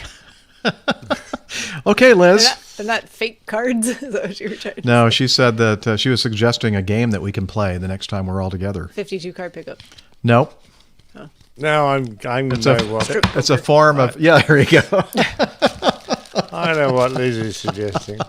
I was trying to give you a less gin rummy. game. I'm You're sure. trying to make it a family show. Family show. Mm-hmm. Yeah. I tried. Sorry. Anyway, wow, thank you. She's talking about those trips that they have at air traffic control. So it's our fault for our minds being in the gutter. Just immediately to the dirtiest thing possible. That's fine. I don't buy it, though, Liz. Nice try. Anyway, thank you, Peter, for sending the cards. Those are awesome. And I'll use them often. Well, maybe not, but I will use them for sure. And so that's it, basically, for me. Next thing I have on my schedule as far as flying is middle of next week, Wednesday through Friday. I have an Asheville layover, and then I have I've never flown into Asheville. I've been to Asheville many times, but never have flown in. And let's see, the second night I'm in Dayton, Ohio, the home of the Wright brothers, but not the home of the first flight. Exactly. Yes, we can agree on that. I knew, so I had to be careful about that. Mm-hmm. And that's it for me. And we're not sure when we will be recording the show next week, but we'll certainly post it on the APG community calendar. And Liz is asking if I wanted to make any mention of the 500th episode of the APG, and no, I don't want to talk. No, I'm just kidding. So I'll say this, that it's something that has been mentioned, but it's not something that we have formally as a crew gotten together and discussed. And I think from my rough calculations, it's going to happen somewhere like the end of November, beginning of December, I believe. 13 episodes or 12 episodes from now? It's, let's see, we're on 87 right now, so 13 to go. And I think it's around the beginning of December-ish. So unless we December 2nd, if it was exactly. Yeah, and we haven't really discussed it at all. And so I'm not sure if we're going to do something special or not. But if we do, we'll certainly let you all know. And then if it's a thing that we can get together with a bunch of people, then that would be a lot of fun. But again, I don't know. We're still kind of in that weird pandemic world, not quite post-pandemic yet. And so we'll have to discuss as a crew and decide what we're going to do. Yeah. So there. Yes, Nick? I was just going to say, I forgot to mention this. Okay, I'm just going to put this overlay back up. So that's the thing that I was advertising our meetup. Yeah. I took that picture from an A340 as I flew over Fair Oaks, and this is one of the reasons why this airport is a little bit notorious getting in and getting out of it, because it's under the London control zone. And I was in a 340 looking down at this place where I did my first solo and etc. And I took the picture out the window. That's cool. Remembering me standing on the ground there, watching the 747s and the big airliners fly into Heathrow. And here it was, many, many years later, I was doing exactly the opposite. I was now looking down at the place where I used to look up. Wow. So anyway, full circle. Absolutely, yeah. Yes. Anyway, I thought I'd just mention that. That is cool. All right, very good. And Liz, if you'll pop up the artwork for the last episode, 486, we'll just discuss that quickly. And look at this, the handiwork of our creative Captain Nick. Creative genius, yes. And that is the title of the show was Tool Control. And it looks like the left hand of this, tip control. You're right, Liz. Tip control, which, tips are part of the tools. And that's exactly what it was referring to. Speaking of that, the left hand of this gentleman has quite an imagination regarding his own tool, apparently. His own screwdriver. Oh, his own screwdriver. Yes. Yeah. What tool did you think I was? Why? Come on. Again, another example of just take something very straightforward and and just pervert it. Okay. Well, there you go. Very, very creative.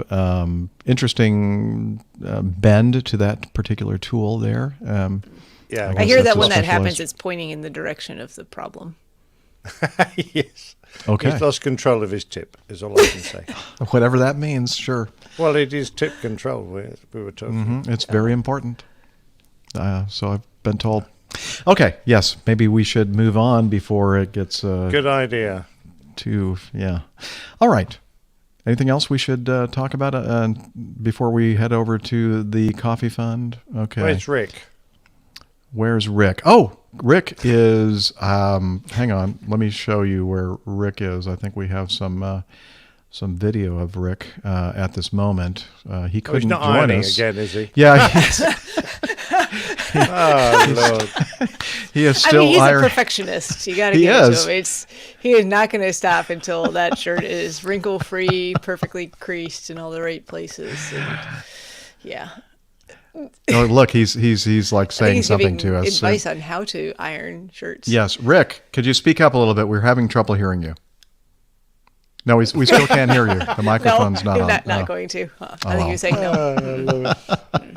So as soon as he gets finished with the task of ironing his shirt, he's going to join us. So we'll see him sometime next year. Yeah, it won't be on the show. No, yeah. He is en route somewhere, I think, to visit his parents or something. It's a very important trip that he's taking right now, and so we're hoping that we'll be able to have him with us next week.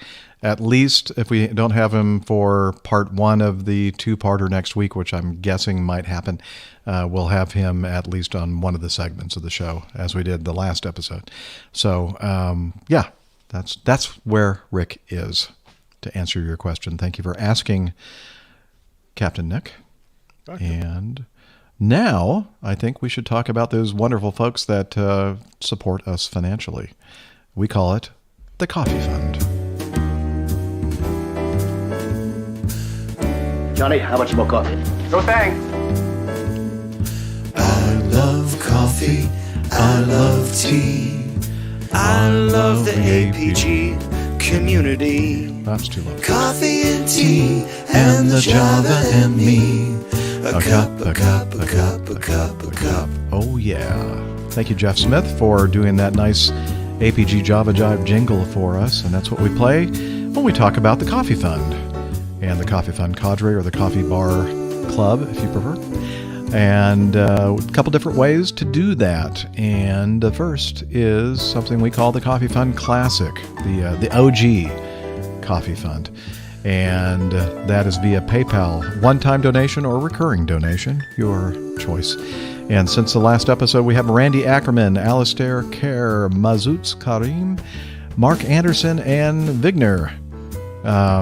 They used the Coffee Fund Classic method. Thank you, gentlemen. And the other way to participate in the Coffee Fund is to become a patron of our show via Patreon. And since the last episode, we have two new producers, Thomas Tordell and Martin McGregor. And ding, ding, ding, ding, we have a new assistant senior executive producer, Sean Cusack. That's awesome. Thank you very much for becoming patrons of our show. And if you want to join these wonderful people, please head over to airlinepilotguy.com/coffee. You'll be glad you did. We will too. Is that my brother? I don't know. Have you? Is that his name? Yeah. Oh, that's right. It is Mark Anderson. I don't know. You better talk to him. See if he's a. I don't talk to him. I don't talk to that one at all. I'm guessing that it's probably not your brother. I'm only joking. Probably not him. Yeah, we occasionally communicate. Okay. Well, maybe he wants to become a Coffee Fund cadre member so that he can have some kind of He's trying to form a meaningful relationship with you, apparently. Good luck, Mark. All right. Well, thank you, Mark, whoever you are, and everybody else who participates in our Coffee Fund. We do appreciate you. And now it's time for feedback.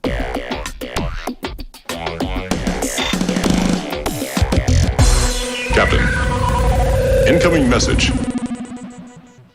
And it's time for me to empty my bladder because of this beer that I'm consuming. Not this one, but the one that I've previously consumed. So, hope you don't mind, but I'll be right back. And these two here will entertain you. I was just thinking, Steph, I had 3 incidents when I was at Ferrex. I was only there for a year. How did you manage 3 incidents while you I wasn't in them all. Oh, okay. One of the guys doing the flying scholarship course with me, he turned his 3-wheeled Cessna 150 into a 2-wheeled Cessna 150. That takes skill and or lack thereof. I don't think it was it was the latter. Or the latter, yeah. Yeah. He wheelbarrowed his 150. I have heard that story, yes. Yep. Yeah. It turned the fixed undercarriage into a folding undercarriage. Not desirable in the 150. You really don't need it to fold. It's meant to. No. Yeah. There was the bloke that stoofed in off the end of the runway. A runway that doesn't exist anymore there, but I don't think that's the reason. And then there was me in my little escapade in a very crowded hangar, which is probably the most amusing of them all, but the one that nearly brought my early demise. So. Yes. Uh-huh. Ooh, I think I've heard that one too. Which 2 wheels remained? It was the the nose main gear ones. that he took off. Yeah. So you think about the it main ones. Like the propeller wasn't in very good nick either.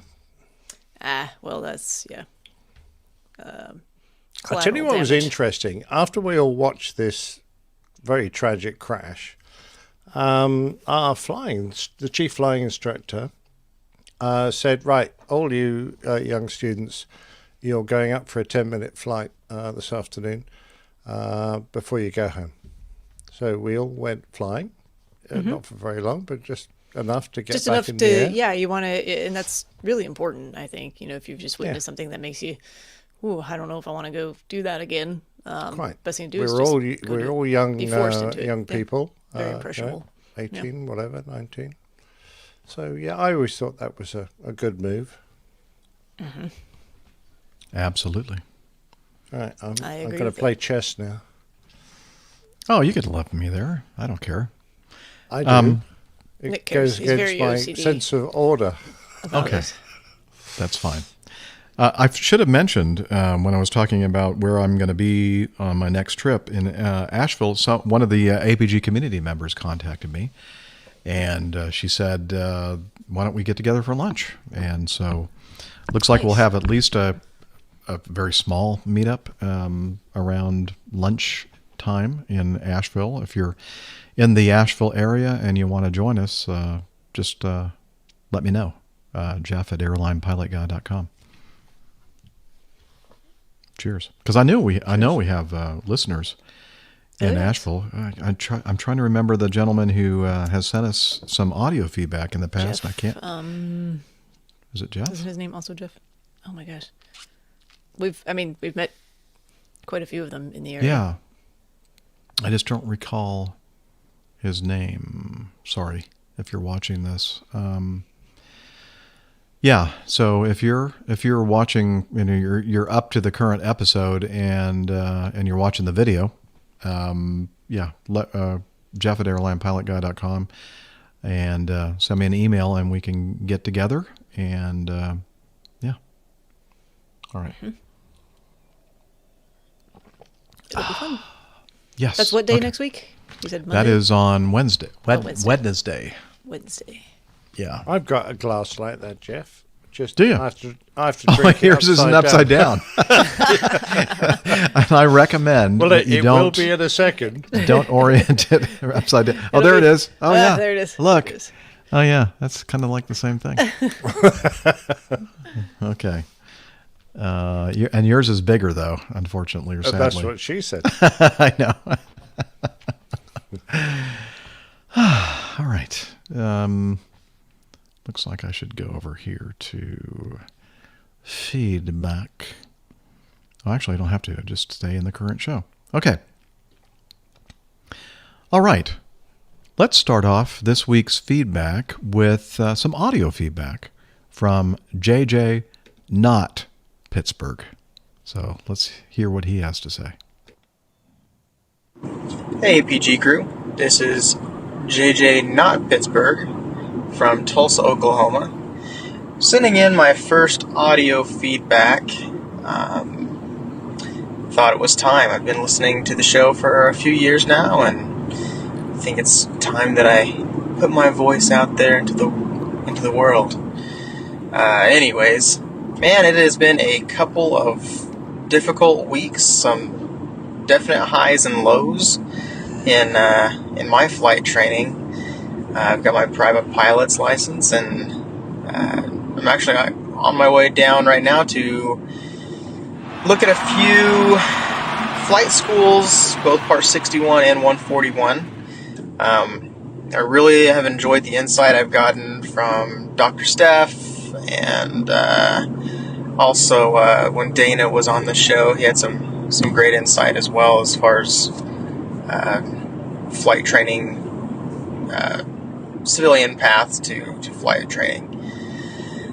Anyways, just wanted to give you all a shout out. I've listened to the show for the last few years. My four-year-old daughter and I are avid listeners. We listen to you guys. I can't remember what days the podcasts come out, but every Monday, my daughter and I sit and listen to the APG, and she has got the theme song down, and she has got the Coffee Fund song memorized, and she gets just as much of a kick out of the show as I do. So,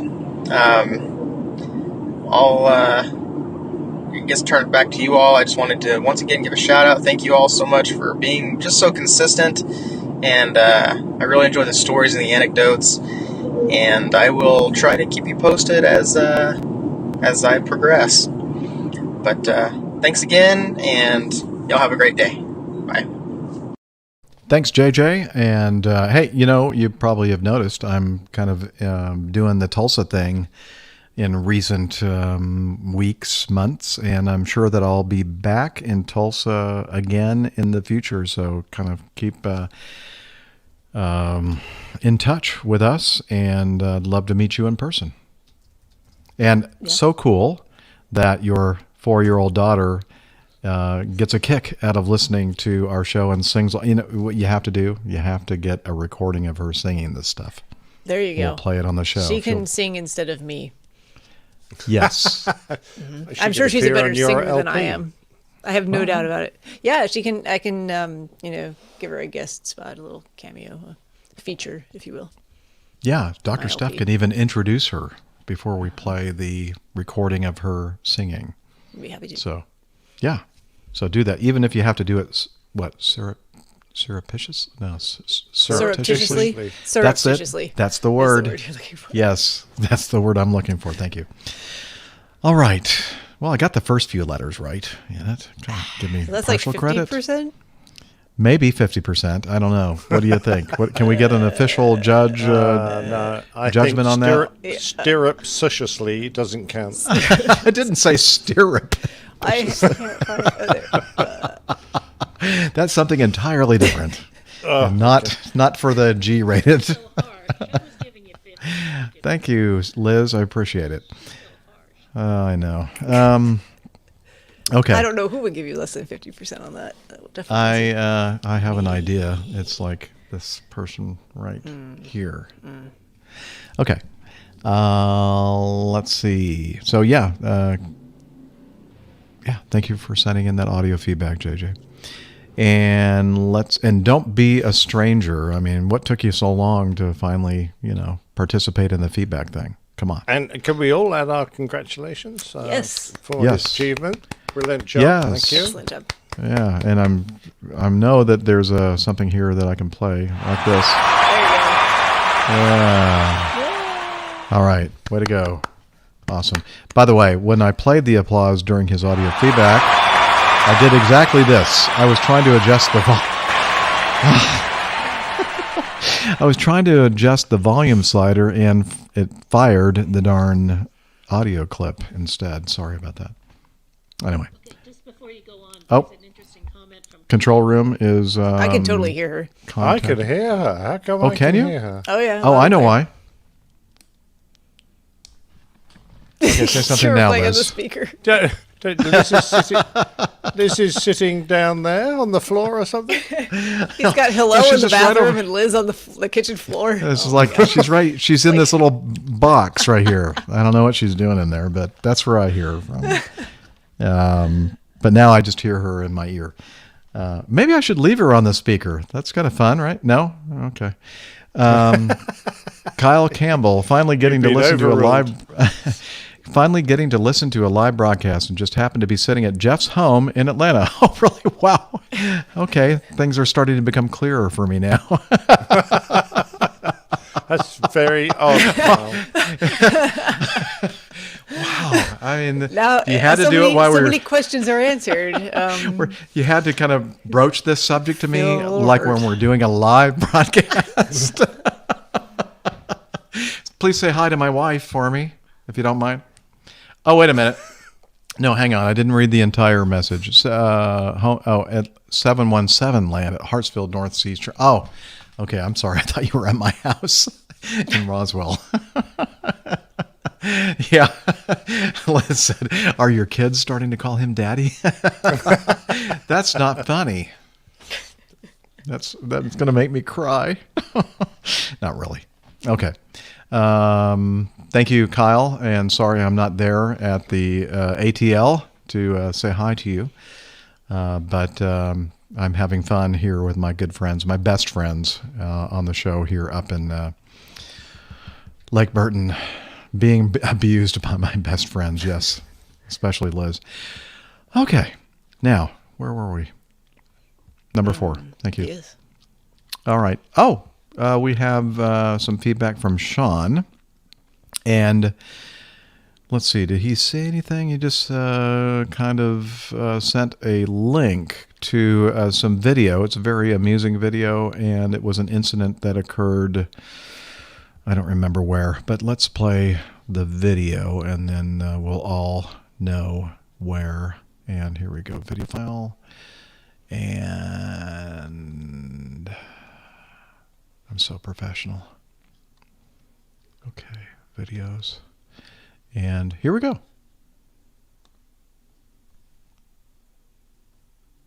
Here we go. Stereo Public Works. I just got a call that an airplane just crashed into one of the buildings out at the airport. It is? Have you gotten a call yet? Mm-mm, not one. Okay. Yeah, I understand it. The airplane ran over a building, hit a pickup. Of course, County Police Department. Hey, do we know if this plane was flying and hit, or when it landed, or was it taxiing in and out? Parks and Recreation is who called me, Terry. So he just said somebody had called him. So I don't know. Well, Parks and Rec. Start calling down police Love department, that show. like calling Terry. You'd think they would, but. What's going on? What's happening here? Gentleman in the blue and the yellow's going to Oh, here, let me turn it up. What happened? They said the brake went out. They were trying to come down here, spin around. So the brake went out. They come through here. Hold on one second. I'm sorry. Yes, sir. Yeah, that's what I'm getting the story now. Okay. Okay, we'll do. Bye. Sorry, I got to check my Twitter. All right. Oh, wait a minute. Oh, I didn't mean to mute the thing. Sorry. What was going on here? That's what he was telling me. The trooper was coming and... Okay. So what happened? What happened? Did I jump ahead? Oh, shoot. Okay, hang on. I don't know what happened there. It was a misfire. It's so embarrassing. Okay. Here we go. Sorry. Back. Yeah, They said I know what you mean. Come down, try to spin around. Okay. And that they couldn't get it to reverse by the propeller, so they started coming this way, and the right brake went out, the left grabbed, and they were trying to shove it down, and it turned left into that. But not only did they hit the building, they hit the pickup. With me in it and my dog. Oh, you were in there? Yeah, I fixed it. I just put the sunshades up to Dog. Luckily they were in it because the propeller might have just disintegrated it. Nearly killed us. These people really speak. Yes. Absolutely. No, that's how that's the accent. So did you like 100%. throw it and drive or anything? No. Just get out of the Texas. way, like after it? Oh, okay. I mean, I heard it coming, and I looked in the side mirror. He said he Brand was new. down there trying to make the truck. And I look in the side mirror. Brand and new see truck. What the hell's going on? Yeah. And I see the nose of the KingAir hauling Gosh ass, darn it. And I'm sitting there, of course, you got Hauling ass. put it in drive. In instant, I'm trying to jam it in the drive to get the hell out of the way. Well, then all hell breaks loose, and they just slap me from behind and push it that far. Okay. I don't like being slapped from behind Okay. You got no license. in this context. He's on probation. Okay, I'm gonna fast forward to 4.5. Let's talk to some pilots, see what they have to say about this. All right, I think it's about 4:30. Which one's Forrest Gump? Hey, quit The one making that's fun running. of our accents. I love these accents. Okay, hang on. Here we go. Gotcha. What happened? Just Brake break. went out. Brake. We were trying to turn it around with using differential power, and Okay. it started turning down this way. So we went ahead and let it turn. I was going to try to go to the end and make it. So I was backing the right engine up, trying to get it to clear, and it just kept easing to the left until the wing caught. And when the wing caught, it just spun it. Gotcha. You got an ID on you that I could use? Is there anybody else in there? You have the right to remain silent. This guy sounds so thrilled to be doing his job right now. It's like, Where's Daisy All right. Duke? you got an ID I can look at? I So want to I see have- Daisy. And where's Boss Hogg? Oh, come on. That's just so stereotypical and racist, I'd say. Let's see. I was going to say I have questions. Okay. Yes. Um, I have a lot of questions. Yeah. Go So ahead. this KingAir. So if you're listening to the audio only, the video will be in the show notes. You can watch it yourself. But it's got a row of these hangars. Not a lot of room, but there's enough room for a KingAir to go through the middle. Maybe not with a lot of clearance on the wing tips. But so he's talking about the fact that he's having trouble controlling the airplane, and he's using differential thrust / I guess reverse propeller beta or whatever to keep the thing steering straight down. And he said the right brake went out. So, Steph, I think you're probably the best person to ask this question. I don't know. I know you don't have experience with the KingAir 350, but I did my own research because my question was, does not the airplane, like a KingAir 350, have nose wheel steering? It does, as far as I know. Yes. Okay. So, based on that, so I taxi my airplanes, my air carrier transport category airplanes around all over the place with just one engine. And I use my nose wheel steering to keep the airplane on the center line of the taxiway, or pretty close to it. And I don't go drifting one direction or another based on only having one engine running or maybe one brake out. So I would think, I don't know, maybe I'm wrong about this, but I'm thinking that even if your right brake went completely out and you only had the left brake, if you had nose wheel steering, it seems to me you would still be able to keep it going straight enough that you wouldn't hit the left wingtip on the hangar to your left. But what do you think? Yeah, so here, it sounded to me like they actually knew about the brake problem or at least suspected brake problem before they even turned down that row of hangars. Mm-hmm. Isn't that what it sounded like to you? It's hard to really know Vaguely, for sure. yeah, Maybe. I'm not certain, yeah. but if I had that issue and I wasn't certain that if I was going to apply the brakes, that when I did so, it was going to cause one side to brake and the other not, so you would get a turning moment potentially. Mm-hmm. I don't think I'd go down a narrow passageway. I think I would probably shut down the engines and get it towed. Where's the fun in that? I'm just, but it doesn't. I'm just trying to figure out how they weren't able to maintain directional control even with a brake out.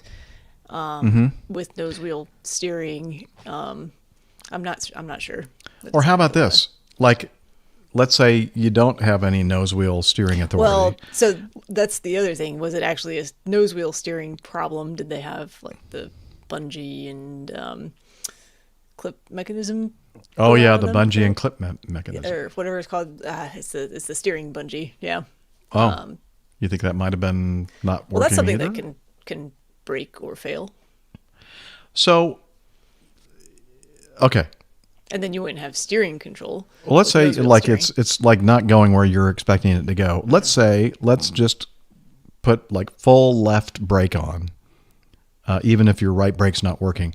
What's the worst thing it's going to do? It's just going to kind of like spin around to the left in place, right?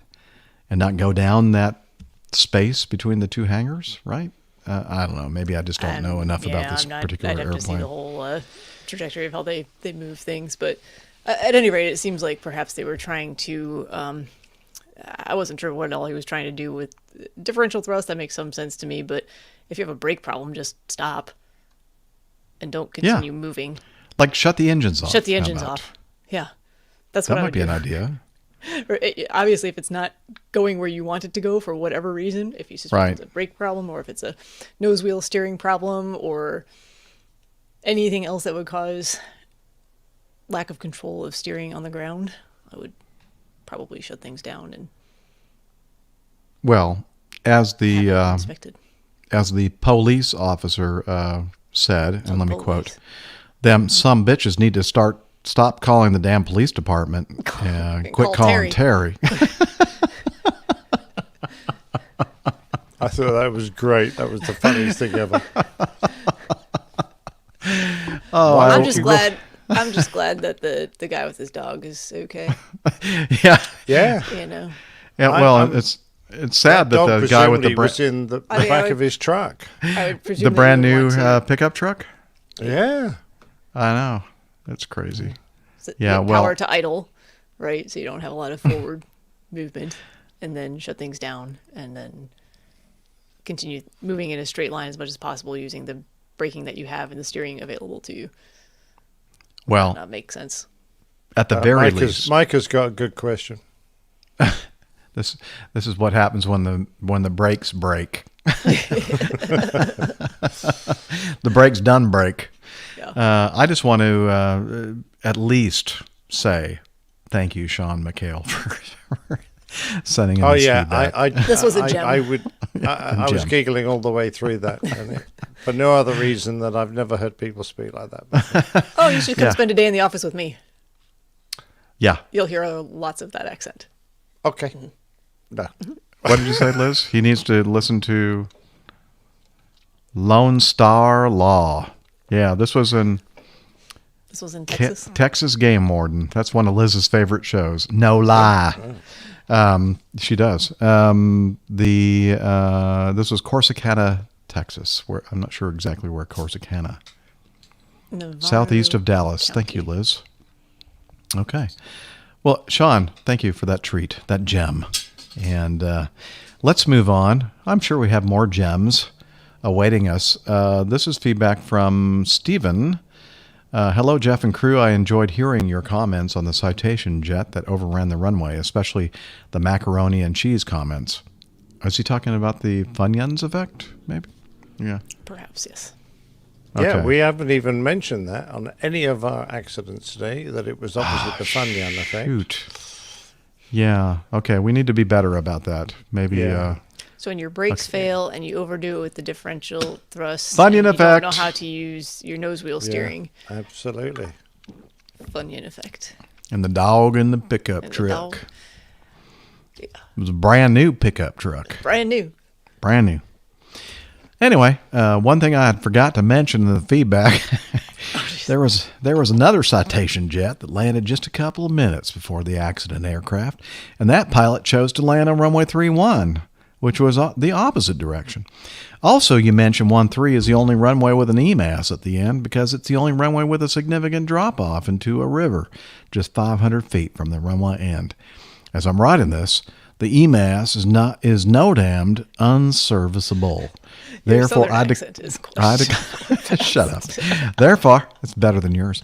Therefore, I declare that not all the NODEMs are garbage. Thanks for keeping us aspiring pilots informed and entertained. That's from Stephen Hooper in Hazard, Kentucky. Yeah. So, okay, I'm sorry. Is he the one with the dam? Yes, it's his in Las Vegas, you mean? Outside of Las Vegas? Oh, the Hoover Dam, yeah. Yeah, is that your dam, Stephen Dam Hoover. Dam Stephen? Dam Stephen Hoover. Anyway, so let me see. I love the Southern accent, and I have to admit to you, living up here in the northeast corner of Georgia, I don't really try. It just happens when I'm talking to people up here and they have a thick accent. I start talking with an accent in yourself, and you go. Oh, no, I actually start using an accent, and I think it's. I don't think they think, what is he doing? He doesn't. He's not a Southerner. That's a fake Southern. No, I think people buy it. And so I don't. I have an I'm not doing story, it on purpose. An interesting story from today about that. Okay. And it does happen frequently from patients. Patients always want to know where I'm from because, oh my gosh, you talk so fast and we can't identify your accent because it doesn't seem to be a local one. Except for today, I had a nice older Southern gentleman, and we were having a very polite conversation. And then all of a sudden he goes, "Oh, well, where were you from originally? Like, where were you born?" And I was like, "Okay, that's actually a valid question." He was trying to figure out my accent. I said, "Well, Chicago area, but haven't lived there in a long time." And yada. And he goes, "Really?" He's like, "I don't hear that at all." He's like, "I thought you were from the deep South somewhere, like Mississippi or Alabama." And I'm like, "What? What?" What? I was like, "You, sir, are the first person to have that as a guess for my origins, but that is not correct." Oh, that's interesting. Yeah. He also had. I'm not sure how good his hearing actually was. He was getting up there in years a little bit. But he was probably wearing a Texican hearing aid. He had just like a, Yep. Mm-hmm. A Texican. No, Neil trumpet. Says I vote for the whole of show 500 to be done in that accent. Nick can do Terry Thomas. Okay. Not familiar with Terry Thomas. I don't know who Terry Thomas is. A very English mustachioed actor. Does he have a Southern accent? He's got a very English accent. Ah, okay. An Englishman with a Southern accent. So let's just do the 500 show with accents for the whole thing. Okay. Yep. And Liz says she's going to have a Canadian accent. You gotta kind of really tweak it to be more Canadian, because your accent, Liz, is not really that Canadian. I mean, I hate to tell you that. It's kind of only every once in a while I hear something. Yeah, occasionally you'll hear something pronounced a certain way, and you go, "Oh yeah, that's Canadian." But no, honestly, I don't really do it on purpose. But I think when I start hearing other people talking in a certain way, I start talking that way too, and I kind of feel bad for it. It almost feels like cultural appropriation. I know it's not the same thing as cultural. Well, I guess it is. Southern culture, that's a culture, right? Appalachian. Sure it's not your your body instinct to fit in by copying people's gestures. So it might sympathetic body gestures, sympathetic accent. It might be. I think that's probably accurate. I want to be loved, Liz says. Yeah, I do. I want to be loved. Well, you're in good company, because I definitely noticed that happens to me. But I always blamed it on the fact that I've lived so many places. I'm just confused at this point. I don't know how I should speak. Well, if you're watching the show, you're confused right off the bat. Well, we already knew that. Yeah. Sorry, dear listeners. Yes, we do apologize. Okay, Liz, we'll move on. Shoot. Yeah, crack the whip, Liz. All this rambling. Gosh. Okay, back to this feedback sent in by Stephen Hoover, the damn Stephen Hoover. So let's see. A Citation jet landed a couple of minutes before. Chose to land on runway 31. As you mentioned, 3 is the only runway with an EMAS at the end. Yeah, good point. The EMAS, I guess, is at the end of that runway because there's a big drop-off after the EMAS, 500 feet into a river. And then he says, as I'm writing this, the EMAS is NOTAM unserviceable. And I think what he's meaning is that after the accident, of course, they used the EMAS, and the EMAS is now unserviceable until they fix it. I don't think that he means that it was NOTAM'd unserviceable before the accident. But I agree. Yeah, NOTAMs aren't all garbage, just most of them. You know what NOTAMs are? NOTAMs are... Sorry, I tried to delete something. Fail. Would you send me like a text or something and say, Jeff, line up this sound I thought clip. maybe you would have it ready to go since we were... Well, I do. It's right here. That's what NOTAMs are. They're just a bunch of garbage that nobody pays any attention to. Right. Mm-hmm. So what accent's that then? I don't know. That's what NOTAMs are. They're just a bunch of garbage that nobody pays any attention to. It does sound a little southern. But like mid-Atlantic, southern, probably. Yeah, not deep Virginia, south. Yeah. Maybe. Not sure. I'm curious. Do you guys know how you repair EMAS? Do they just pour it like That's a good question. I have no idea. I think they're like almost like individual concrete blocks, but they're like not your normal concrete block that you get at Home Depot, the Home Depot or Lowe's. Yeah, that would kind of make a mess of your undercarriage. Yeah, they don't collapse when you get that weight. Yeah, Ace Hardware. No, you can't find them at Ace Hardware either, Liz. What is that noise I hear in the background, Liz? It's like it sounds like a clown. That's your dog chew toy. Okay.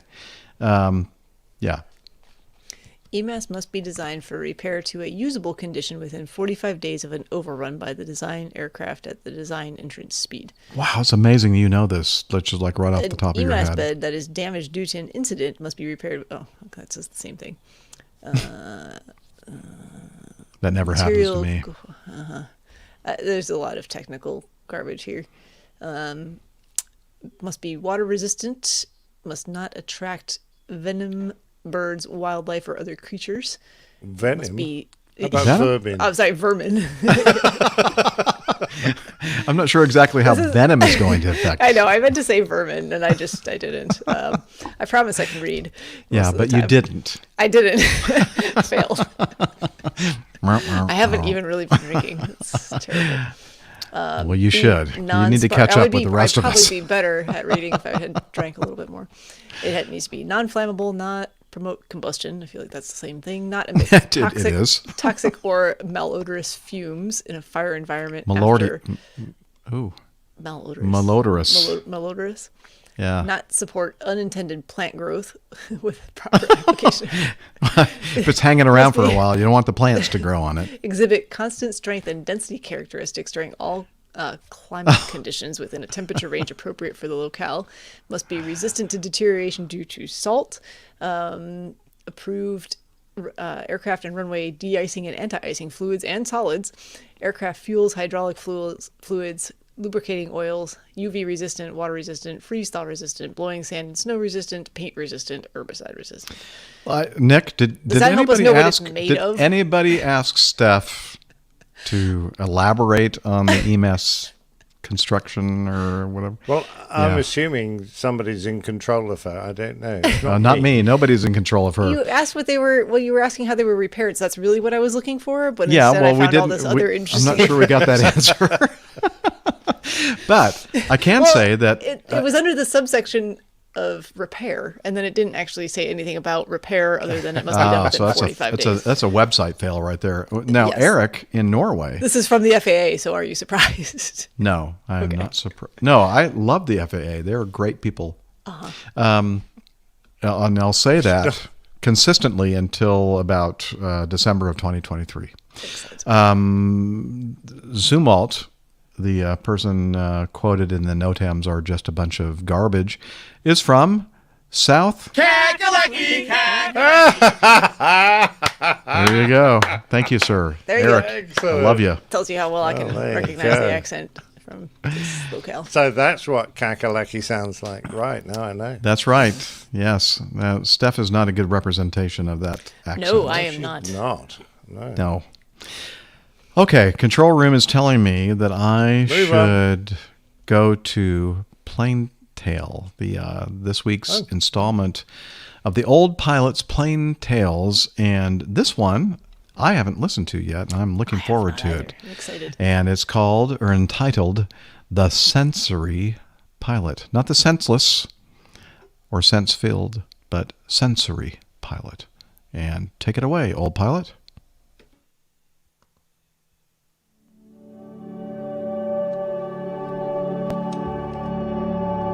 The Old Pilot's Plain Tales. The Sensory Pilot. The world of a pilot is different to any other. They see things from a different perspective and view the world from places that even the mightiest birds cannot reach. All their faculties of sight, smell, taste, touch, and hearing experience sensations unique to their position, whether they're maneuvering a mighty airliner or sliding through the air on sheets of silk in a slippery sailplane. When they get the chance, even the most professional and conscientious pilots will take a moment to marvel at their world.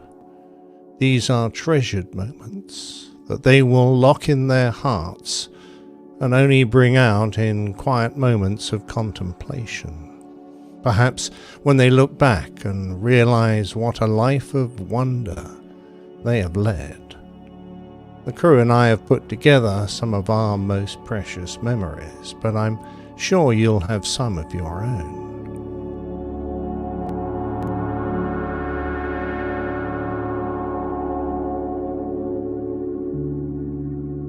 I always loved the comforting sounds of the gear coming up, as huge hydraulic jacks powered up, releasing the downlocks and then heaving the tons of gleaming metal upwards towards the aircraft's belly. Each component was compressed, shrinking down as the huge mass whirred, bumped and lumped into place, especially the nose gear just behind us, that we could feel thump into its bay with a grind of the rubbing strip, gently slowing the wheels to a stop. And as it all finished, the doors would slip back into place, sealing off the gaping caverns that housed it all, and the cacophony would subside, to be replaced by the quiet whisper of the airflow, smooth again. So familiar were we with that cadence that a disruption in the flow of noise would immediately bring a glance across the flight deck with a wrinkle of the brow and a question on the lips well before the clang of an alarm confirmed our concerns. The urgent clanging of alarms as a failure is detected and displayed brings dramatic changes from relaxed to alert, as a surge of adrenaline heightens all our senses and slows time to a crawl. The noise triggers a Pavlovian response that, in retrospect, will be described as our training kicking in. As we start a well-practiced performance of calls and actions that we've rarely had to do for real. After all is dealt with, the come-down, the extra fatigue, the nervous laughs and hesitant smiles from the rest of the crew as everyone looks for reassurance. Aviation has its own special larder of odours and smells that register in the olfactory bulb, which is a part of the limbic system of the brain. The limbic system, or paleo-mammalian cortex if you prefer, is involved in lower order emotional processing of input from sensory systems. As such, they're closely associated with emotion, motivation, learning and memory, and can evoke a strong response in our bodies being a primary evolutionary sense. Put another way, a smell can evoke long-forgotten memories and intense emotions. Like the cold sharpness of pure oxygen, which could, in an instant, transport me back into the cockpit of a Phantom. Pass a whiff of burnt rubber past a pilot's nose and you will send them to the side of a runway, when with a screech of tyres and a cloud of blue smoke, 16 main wheels of a 747 go from stationary to 170 miles an hour in a second. Other smells are less common but stick in the memory. The distinct smell of cordite in the cockpit was common to both the Hawker Hunter and the Hornet, as the smoke from firing the cannon would often pass into the intakes and via the pressurization system into the cockpit, where a whiff would be sucked into the air and oxygen mix of the regulator. Funnily enough, after the first couple of sniffs, it would disappear, as if the body ignored it from then on. Less dramatic was the smell of newly mown grass and fresh air on a gliding field. The opposite odour to that of 300 human bodies crammed together in an aluminium tube with a mix of stale perspiration, babies' nappies, digestive gases that are forced from both ends of the alimentary canal, airline food, vomit, and every other foul-smelling thing a body can produce, from rotten teeth to cheesy feet. There's plenty to feel on an aircraft, and the sense of touch can bring a mix of pleasure and pain. The smoothness of a well-formed grip on the big levers that can summon such immense power it pushes hard on the chest. The pleasingly precise click of good switches, and the frown of displeasure that sloppy worn ones bring. A simple button press, a lever sliding out of a gate, the instant feeling of response when a gentle input brings an expected burble of air brakes, the tick down on the rate of descent needle, and quiver of the airspeed indicator. The annoyed exclamation when, yet again, a balding head draws blood as it scrapes the overhead panel, despite having such an intimate knowledge of the workplace. No end of practice makes perfect. RAF flying gloves were the ultimate feel-good factor. Crafted from fine calf leather, they fitted like a glove. Pure white, they were soon stained by the sweaty work of flying a fighter, and the fingertips worn down, but they protected the hands from cuts and grazes and worse, should fire be a factor. In cold weather, the silk inner gloves were available, a double layer of slippery fabric as fine as the silk lingerie of the 50s. In contrast, the dreaded immersion flying suit was uncomfortable and hot, made from a fabric the fibres of which would swell in contact with the water, making the suit waterproof. It had black rubber cuffs and a neck seal that cut into the skin, so liberal amounts of talcum powder were required to aid donning, leaving one's hair impregnated and looking like a powder-dusted wig. Perhaps our most precious sense is that of sight, and it's often the one that creates much astonishment. When we were new to the job, the sight of the enormous machines we were about to take into the air left us with a feeling of wonderment, such awed admiration of those who built these intricate mechanical marvels that we would take aloft and use to cover vast distances. In them we circled the globe. Vistas would unfold before our eyes that took our breath away.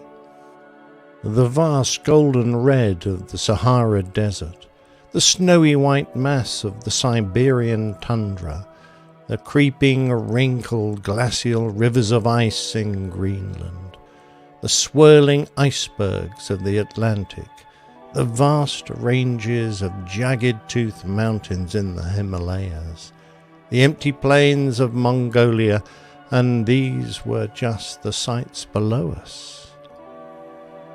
Clouds provided a never-ending display of natural architecture, from the little streeting cumulus, like a neighborhood of perfect dream homes, painted brilliant white and surrounded by little picket fences, to towering skyscrapers, each with its own radical design, but topped off with a huge penthouse that stretched away into the distance. And all clouds were common. Some lie at heights unachievable for everyday pilots, up in the mesosphere, some 50 miles above the Earth's surface. These noctilucent ice layers are night-shining clouds that only occur at high latitudes during astronomical twilight. They shimmer in gentle folds, impossibly high, and somehow exist in a place where there is very little moisture, 1/100th of a millionth of the water vapor that exists above the Sahara Desert. To see them is a rare privilege, but there are more common atmospheric tricks up Mother Nature's sleeve that more of us witness. Water in the atmosphere has a lovely trick of refracting light, which our ground-bound brethren see as rainbows arching down to a pot of gold. But those lucky enough to catch sight of them from above will see a perfect circle of colour, in the centre of which is the faint shadow of one's aircraft. Should one be fortunate, a beautiful circular rainbow might be coupled with a glory, a series of concentric rings of light which become successively dimmer, often coloured red on the outside, fading to blue in the centre. Named Buddha's halo by some, and termed the glory of pilots by others, two glories appear on the Great Seal of the United States. At other times, our own clouds that gush from the engines will catch the sun at the right angle, revealing a sight we can never see ourselves. Only someone lucky enough to be behind us will be able to marvel at the beauty of its refracted colours. As the sun drops below the Earth's rim, a shadow can be cast through the air that reminds us the sun is done with us and nightfall is coming. Sometimes the moon will lie on it like a gleaming ball rolling down the beautiful curved slope. Sunsets are hardly special to pilots. We can all see those colours blossom upon the horizon as if 1,000,000 scarlet blooms have ignited. But should you see a special one from the cockpit of a fighter, then light the afterburners and race up into the heavens, challenging the laws of the universe, and you can watch it all over again. The sensory pilot's taste usually only stretches to their choice of aircraft: utilitarian, modern and sleek, warbird, vintage wood and canvas. And a commercial pilot has more to worry about when looking for employment than just what aircraft they're likely to fly. When flying for gain, a professional pilot is expected to turn their hand to any type, but that doesn't mean that they don't develop a fondness for the machines they work with, be it Boeing, Airbus, Bombardier or Embraer. As we know, the big two have swallowed the others. I wonder how that tasted. About the most important taste to a pilot, at least to this one, is that of the cold beer one deserves after a long day in the air. It stands, bubbles gently rising to the head as the sides of the glass frost over with condensation. The taste is amplified by the weight until at the perfect moment one catches a glance and a cheers from the others, and with eyes half closed, we let the flavours burst and the amber nectar slip down a dry throat. With a gentle sigh, the tension of the day slips away. The crew had some of their own thoughts, and in no particular order. Everyone loves to watch themselves fly, so flying amongst the canyons and cliffs of clouds has an extra thrill when catching sight of your own shadow nearly merging with your wingtip. It's the same descending into a cloud bank when it seems that you are becoming one with your silhouette. Not many of us throw people out of our aircraft, but it can be a true thrill when it's a wingsuiter who momentarily form mates on the aircraft until they drop out of sight. Jump pilots experience some unique smells.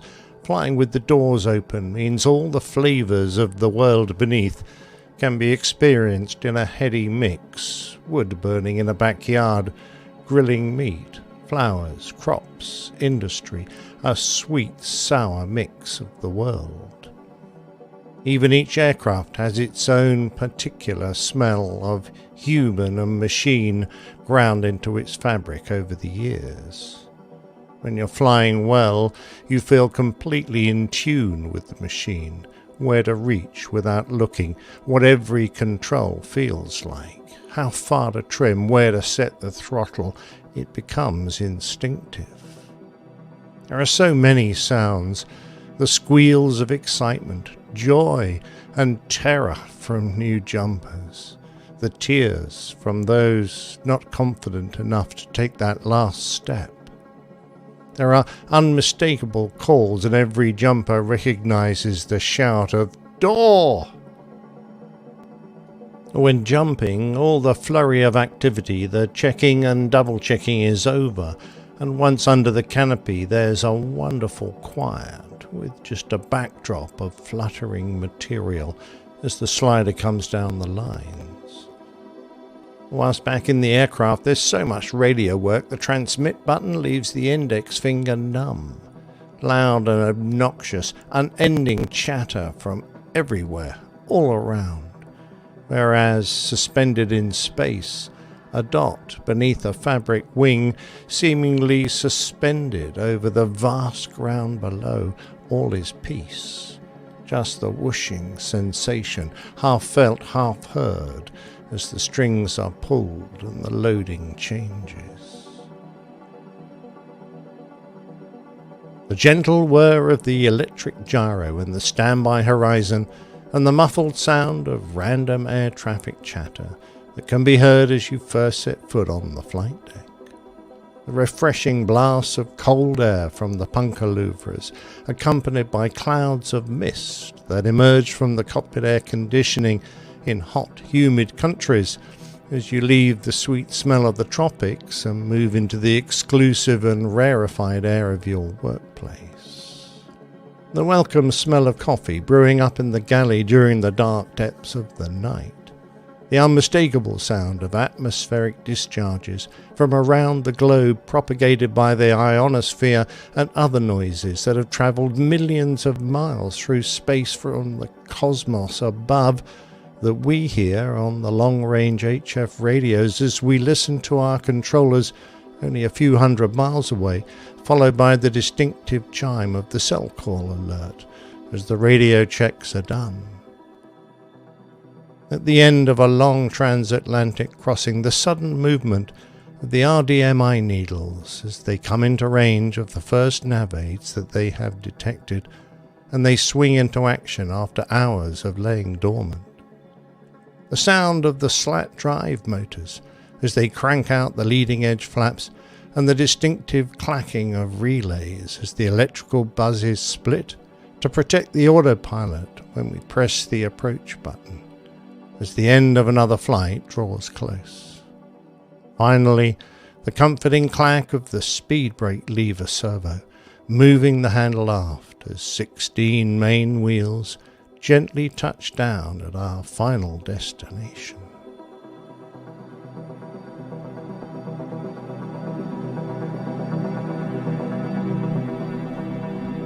Wow. Just as good the second time around. Yes. I agree, Liz. That was the first time I heard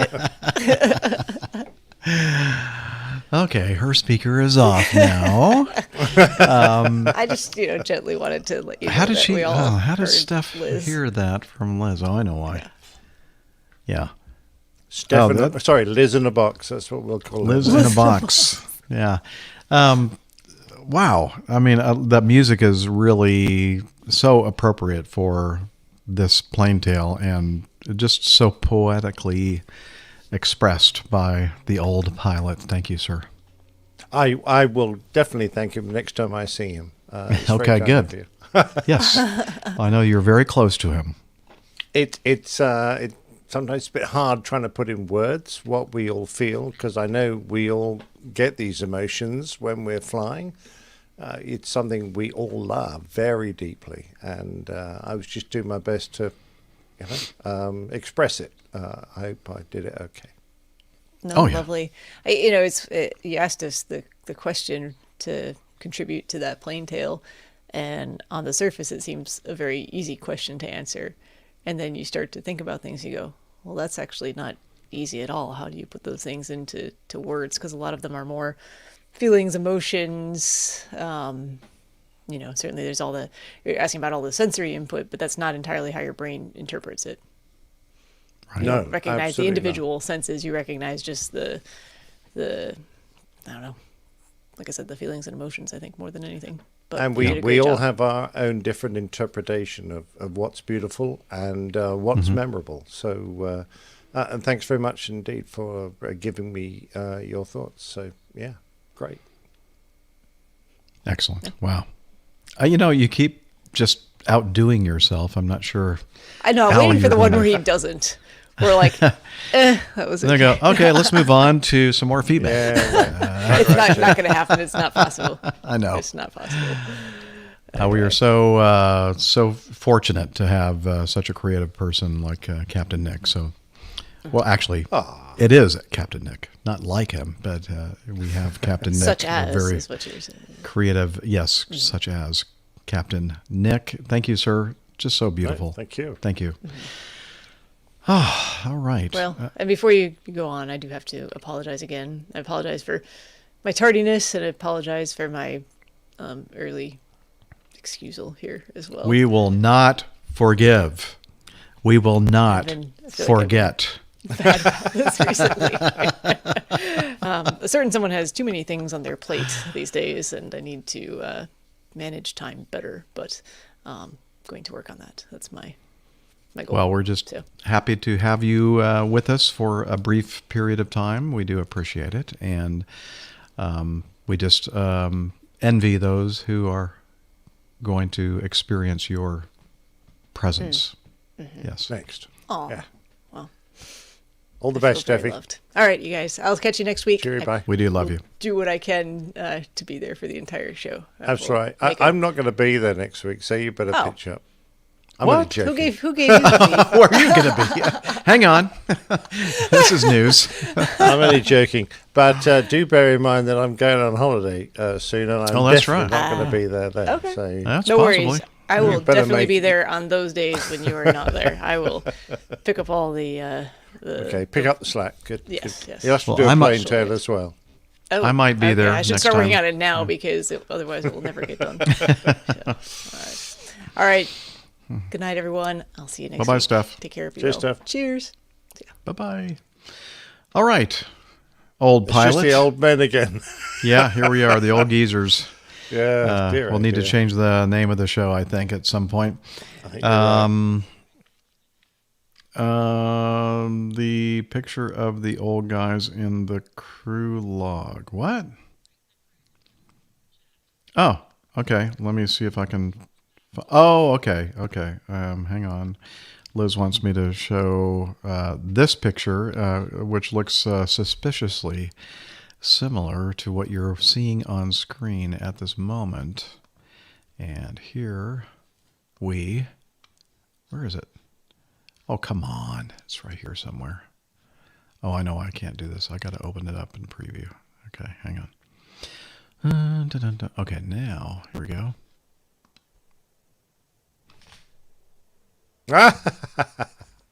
Let's see, how do we do this? Actually, that's very lifelike. Yeah, particularly you and your moustache. There. Yeah, awesome. And then you with your thumbs down. That's appropriate. Yeah, absolutely. Yes, I seem to have had a shave, but there you go. Yeah, and I normally have bags under my eyes, but not quite like that. But just give me a few years. I've developed a monobrow. It's a very attractive one. I don't have any brow at all, apparently. That's true. Never noticed that before. Yeah, well, don't look too closely, please. All right, let's move on with number 6. And let's see, here we go.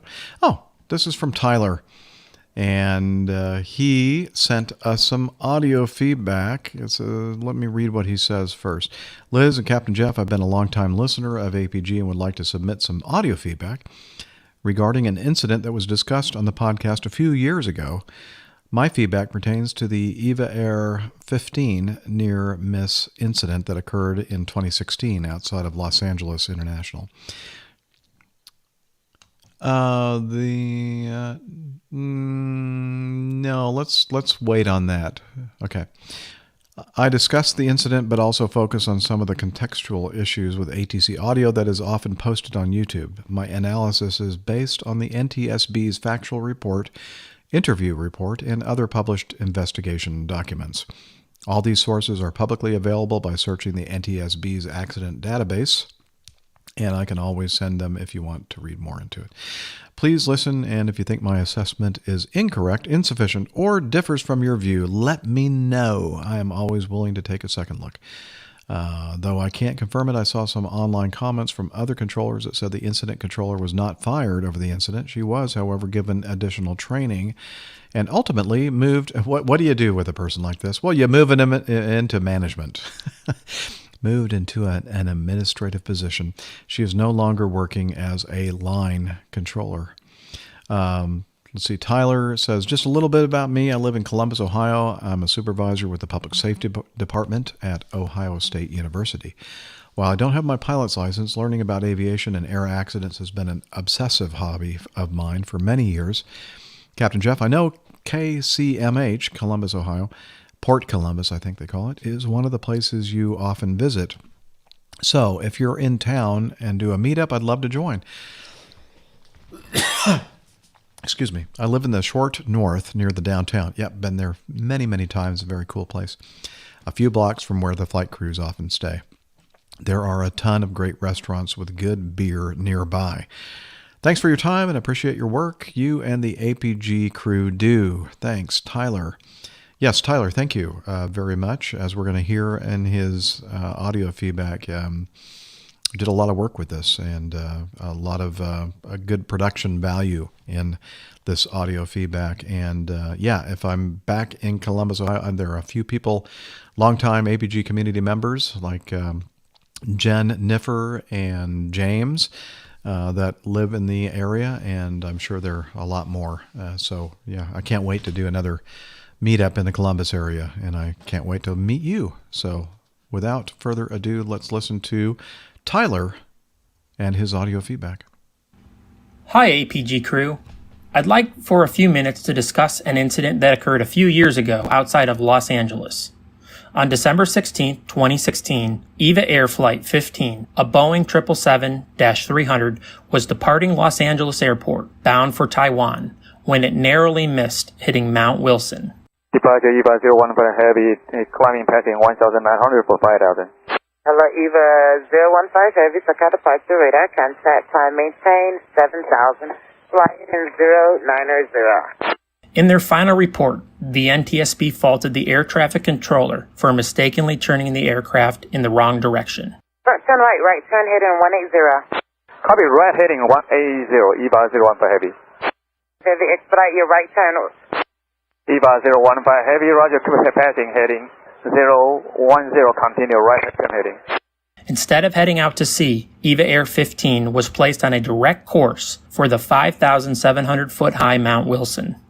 And while no crash or loss of life occurred, the aircraft only cleared the mountaintop by about 500 feet. EVA 015 Heavy, stop your climb. Stop climb, EVA 015 Heavy. EVA 015 Heavy, what are you doing? Turn southbound now, Stop your climb. Confirm EVA 015 Heavy, maintain 5,000, left, right heading. Roger, EVA 015 Heavy, confirm the heading. Captain EVA 015 Heavy, turn southbound now.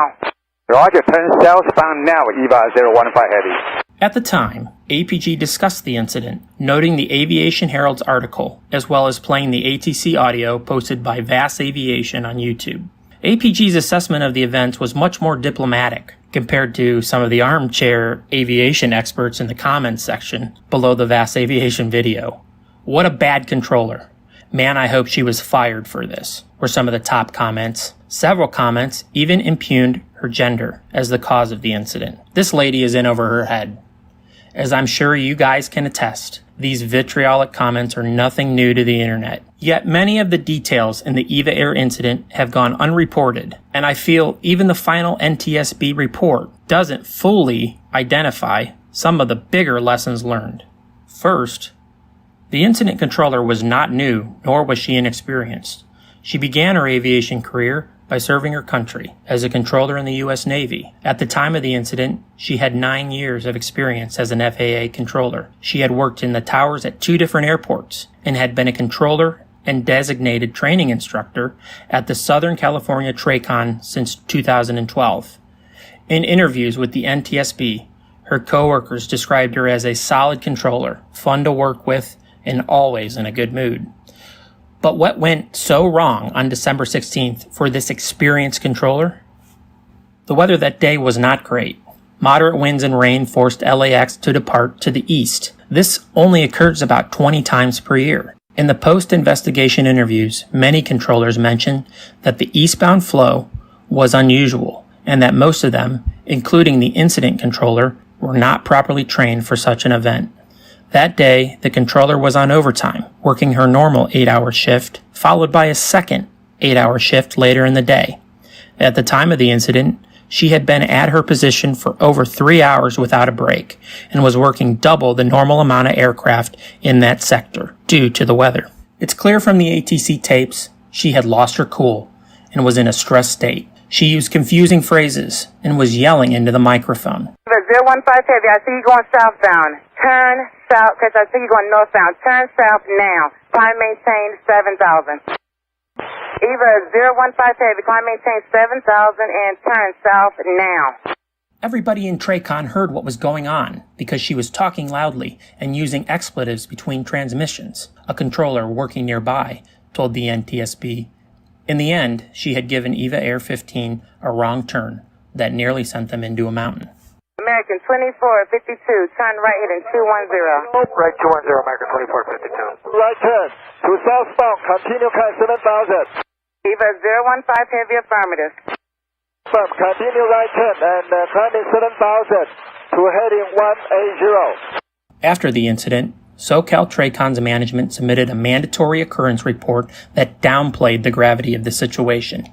It was only after the incident was publicized that a thorough review was conducted. This was par for the course, according to several ATC administrators on SoCal TRACON's quality assurance team. Incident reports were routinely vague. Rarely was a controller evaluated or critiqued on their performance. One ATC manager told the NTSB that SoCal TRACON had a culture that accepted risk. He faulted the FAA management for not actively enforcing strict quality assurance standards. Following the incident, the controller immediately reviewed her tapes and radar returns, quickly realizing her mistake. From all accounts, she was completely devastated to learn she had nearly caused a fatal accident, and even took several weeks of medical leave to cope with the trauma of her mistake. We must always remember the emotional toll such an event can take on the involved parties. So, in conclusion, the next time you listen to an audio recording of an air emergency or incident on YouTube, keep in mind that you may be hearing a skilled pilot or an experienced controller on the worst day of their professional careers, and that there is always more to the story than what we can see, hear, or read online. Factors such as stressful workload, fatigue, inadequate training, and a management team unwilling to change a poor safety culture are often not apparent until a proper review is conducted. Thank you for letting me discuss this. And if you'd like to learn more, I encourage you to go onto the NTSB's docket website. There you can read the interviews and final reports for many accidents. Their site is a great resource we can all learn from. Yes, so true. Thank you, Tyler. That was awesome. And I think I might be wrong here, but I think the one radio transmission that the air traffic controller gave, the instruction that she gave to Eva Air right off the bat, which is what she was used to issuing, is a left turn to heading 180, because 90% of the time or more you're going to be launching to the west, out over the ocean, and then a left turn to 180 is a standard call that direction that you'll receive from air traffic control. And that's exactly the instruction that she gave to Eva Air Flight 15 when they were departing to the east.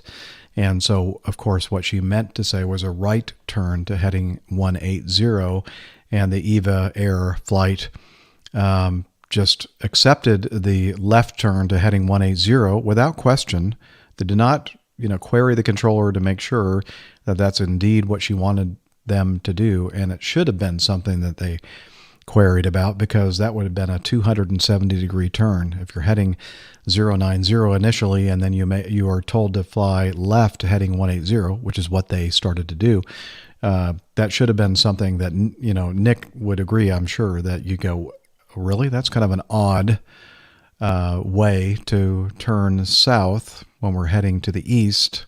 So that's what started this whole series of the holes of the Funyuns aligning. Absolutely. There, I got it in.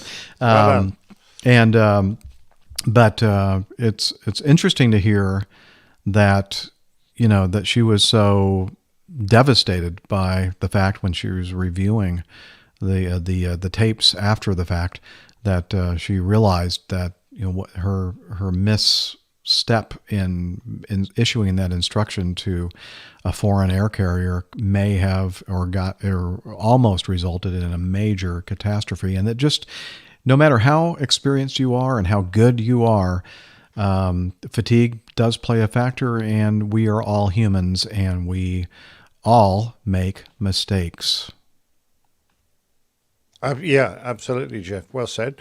Of course, the air crew were unlikely to pick up on that mistake, since they either probably weren't very familiar with LA, or they certainly weren't familiar with LA departing in that direction.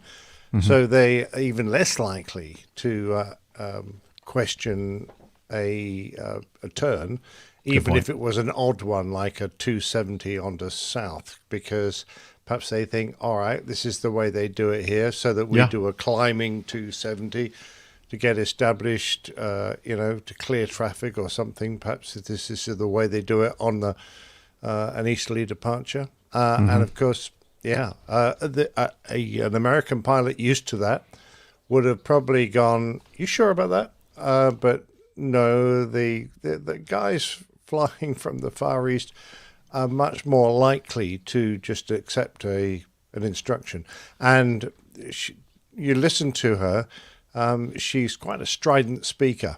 She's not someone who you could easily just question one of her instructions, because she sounds, certainly towards the latter part, when her stress levels had risen considerably, she sounds quite aggressive. So I don't think the Eva crew were going to say boo to a goose, because they might get their heads bitten off. And this is the double-edged sword of fatigue, stress, and not accepting, and not sitting back and just for a moment and going, is there a reason why this isn't working?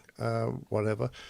You don't allow yourself that ability, and then because she's busy, because a lot of traffic, and you're right, she was programmed to depart. Almost every departure she'd ever controlled would have been airborne turn left, and you fly that kind of triangular pattern around Long Beach, and then up towards Seal Beach, or what it? I'm trying to think of the name. Yeah. Yep. Seal And Beach. then when you got enough height, you turn east and clear the mountains around LA.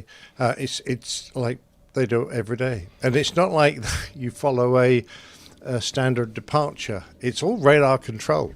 So, you're relying on the controller to put you in the right place at the right time. And everyone would have been a little bit unused to those easterly departures out of LA. And she probably didn't even realize that she said turn left heading 180. That was just probably something that was I don't know what the word is, but subconscious. Subconscious, yeah. Yeah. As Tyler said, she went and reviewed the tapes and then realized her mistake. So I think you're right. She just had no clue up to that point. Oh my gosh, I can't believe I said that. Yeah, and she doesn't have the benefit of that big line we see on the map drawn there. All she's got is a blip amongst many others. That's quietly creeping off in the wrong direction. And unless you're really on top of your game, it's going to take you quite a while to pick up on that.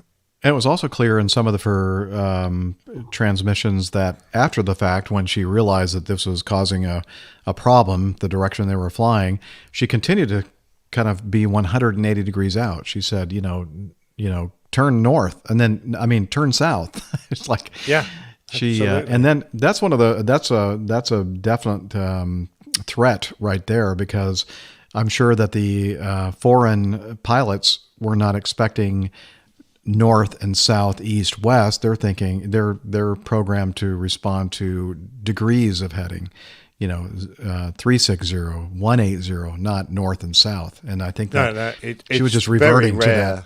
Yeah. Yeah. It's very rare that you get given a quadrant to fly.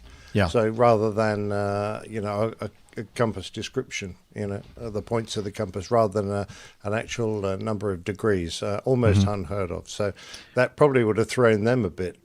Yeah. Now, we being English speakers, that's not a problem, because that's part of the way our brain analyzes data. But for somebody whose language is not English, that's not something that is probably something that they're expecting to hear. So it was as we showed the printout of the track. Thank you, Liz, of the flight. When they were initially heading to the north there, not only were they conflicting with other aircraft, but they were also heading directly toward that mountain range and toward Mount Wilson, which is the highest point in California, by the way, 5,713 feet. And that would have been a catastrophe. And they only cleared it by a couple of 100 feet, I believe. Yeah. So, great analysis. Thank you, Tyler, for that feedback. Very nuanced. There's a word I'm just trying to grab there. Even-handed, maybe, Liz suggests. Good. Yep. Yeah, and we try to be that way. Thank you. That was a compliment that he gave us regarding our analysis, and the fact that we weren't quite as critical, unfairly critical, as some of the people commenting on the websites. But unfortunately, you see that very often, especially on sites like Aviation Herald. And sadly, most of those comments come from people that are not rated pilots, and they don't really know that much about aviation, and sometimes they tend to be a little irrational in their expression of their thoughts and their comments. Absolutely, very black and white. The world's not like that. And that's why we, generally speaking, almost never talk about some of the comments that we see in some of these incidents on sites like the Aviation Herald, because it's just, we tend to be a little bit more nuanced and fair-handed, I believe. So yeah, I've got only two hands. Sorry. Well, yeah, fair-handed, two-handed, in my even-handed. Yeah. So even-handed, Liz says. So 1, 2. That's even. That's an even number. Okay. Great. Good. All right. Well, we have some more audio feedback. This from Chris. something to do with his 13, Nick. Chris, his aviation journey update, and let's hear what he has to say. Hi, Captain Jeff and crew. My name is Chris Dyers. I wrote in a feedback late last year talking about my aviation career, working for a major airline, pursuing my private pilot ticket, and subsequently running out of money before I could finish. With over 120 hours, I still don't have my private pilot ticket. The reason is because I had to switch instructors probably 3 or 4 times each, not knowing my abilities, wanting to go over all the maneuvers again. So here I sit still with no ticket. When I wrote in late last year, a gentleman by the name of Slav, who lives near me in southeast Michigan, the Detroit area, he wrote into Facebook and asked for my contact information because he wanted to take me flying. So Liz wrote me an email and said, Chris, this individual would like to contact you. He's interested in taking you for a flight. So a week ago Sunday, sometime in August, Slav and I were finally able to connect, and I met him out at the Oakland-Troy Airport here in Michigan. And the airport code is Victor Lima Lima. It's got about a 3,500 long foot runway. It's near Oakland Pontiac Airport, which is a little bit larger. Anyway, I met up with Slav, and he had his aircraft from the flying club, a Rockwell Commander, 300 horsepower, derated to 260, he said.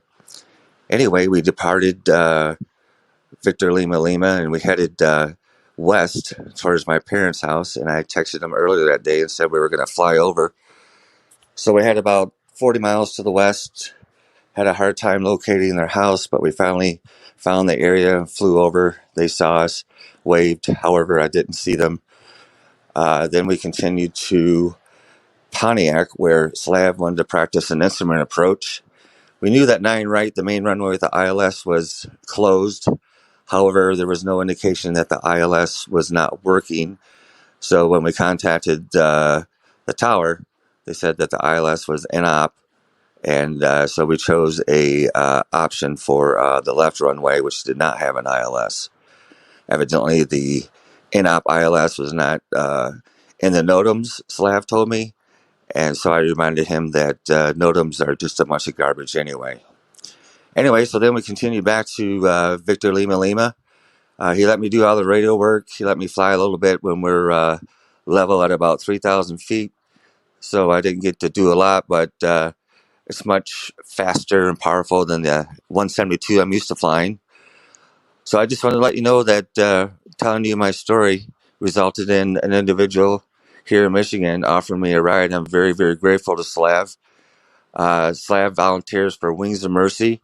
It's an organization similar to the other organization that takes individuals to specialty care. He does that voluntarily.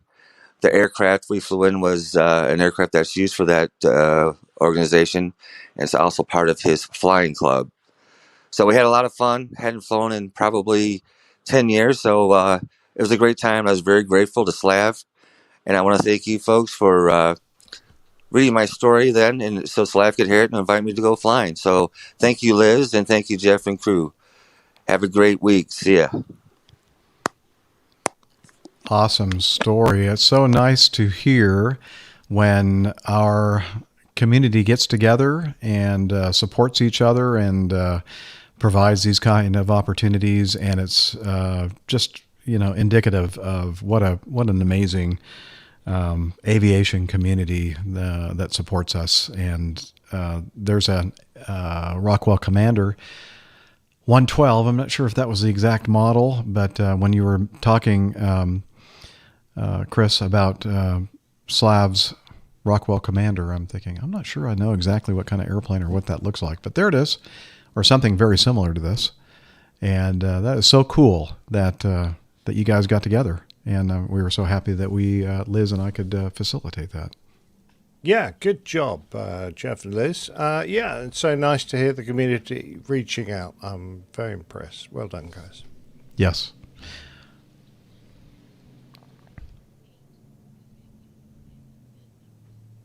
Okay.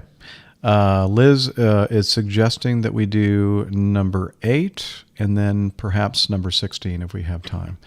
And so let's jump back here. Let me stop this screen sharing right there.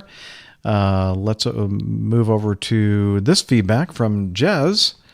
And he says, hello, APG crew and fellow APG crew listeners. Jez here from Cambridgeshire in England. How'd I do? Okay, Cambridgeshire? Yeah, considering it's spelt Cambridgeshire. Yeah, that's what it really looks like it should be pronounced as. But anyway, forgive me a little toilet humor, literally. But a fly on the wall told me about this article. This is from simpleflying.com, simplemindedflying.com. Just kidding. It's just Simple Flying, not minded. Reducing costs is important for all airlines and airports, especially in the current environment. We have seen plenty of cost-cutting measures introduced over the years, but this old one from Amsterdam Schiphol has to be amongst the most surprising. By adding an image of a fly to urinals, the airport estimates it has saved 8% in cleaning costs. For further reference, interested listeners can check out the pictures on urinal.net or urinal.net? Urinal. Urinal. Okay. Urinal. Yeah. Urinal. No. Oh, make up your mind. Yes. You're anal. Really? I don't know what you're talking about. Oh, dear. We are, actually, here at the APG. We try to limit that as much as we can. But so this is a real website, urinal.net. It showcases the world's largest collection of urinal photographs ever assembled. You mean there are other collections of urinal photographs? Why did nobody tell me? Perhaps Captain Jeff can comment on the veracity of the this link here, urinal.net/Atlanta Airport. And I have seen these urinals at the Atlanta Airport. Yes, with the little fly there. And it's just a natural thing for guys with a certain piece of equipment to aim their stream at the fly, because it really looks like a real fly. You're thinking, I'm going to knock that thing off. Yeah, it turns out it's not really a fly. But so I can see how that might save some money. Splashback. Splashback. Yeah. Ooh, show title, Splashback. Let's see. So I see a potential future plane tail and Captain Nick artwork. Stay sane, everybody, and stay focused, especially the gentlemen among us. And again, that's from Jez. And then he gave us a link to this article from Simple Flying about the urinals, and very interesting. Absolutely. Yeah, Nick has a little story regarding this, I believe. Well, I in your travels around the world, you do see some fairly exotic loos, and I thought once that I would kind of do a picture book of exotic toilets of the world. Never got round to it, but so wouldn't it be nice to be known for?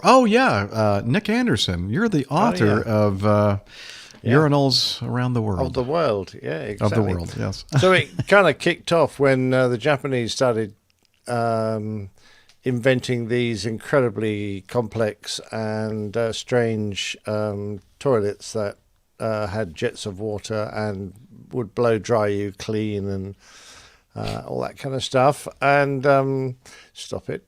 And then I remembered,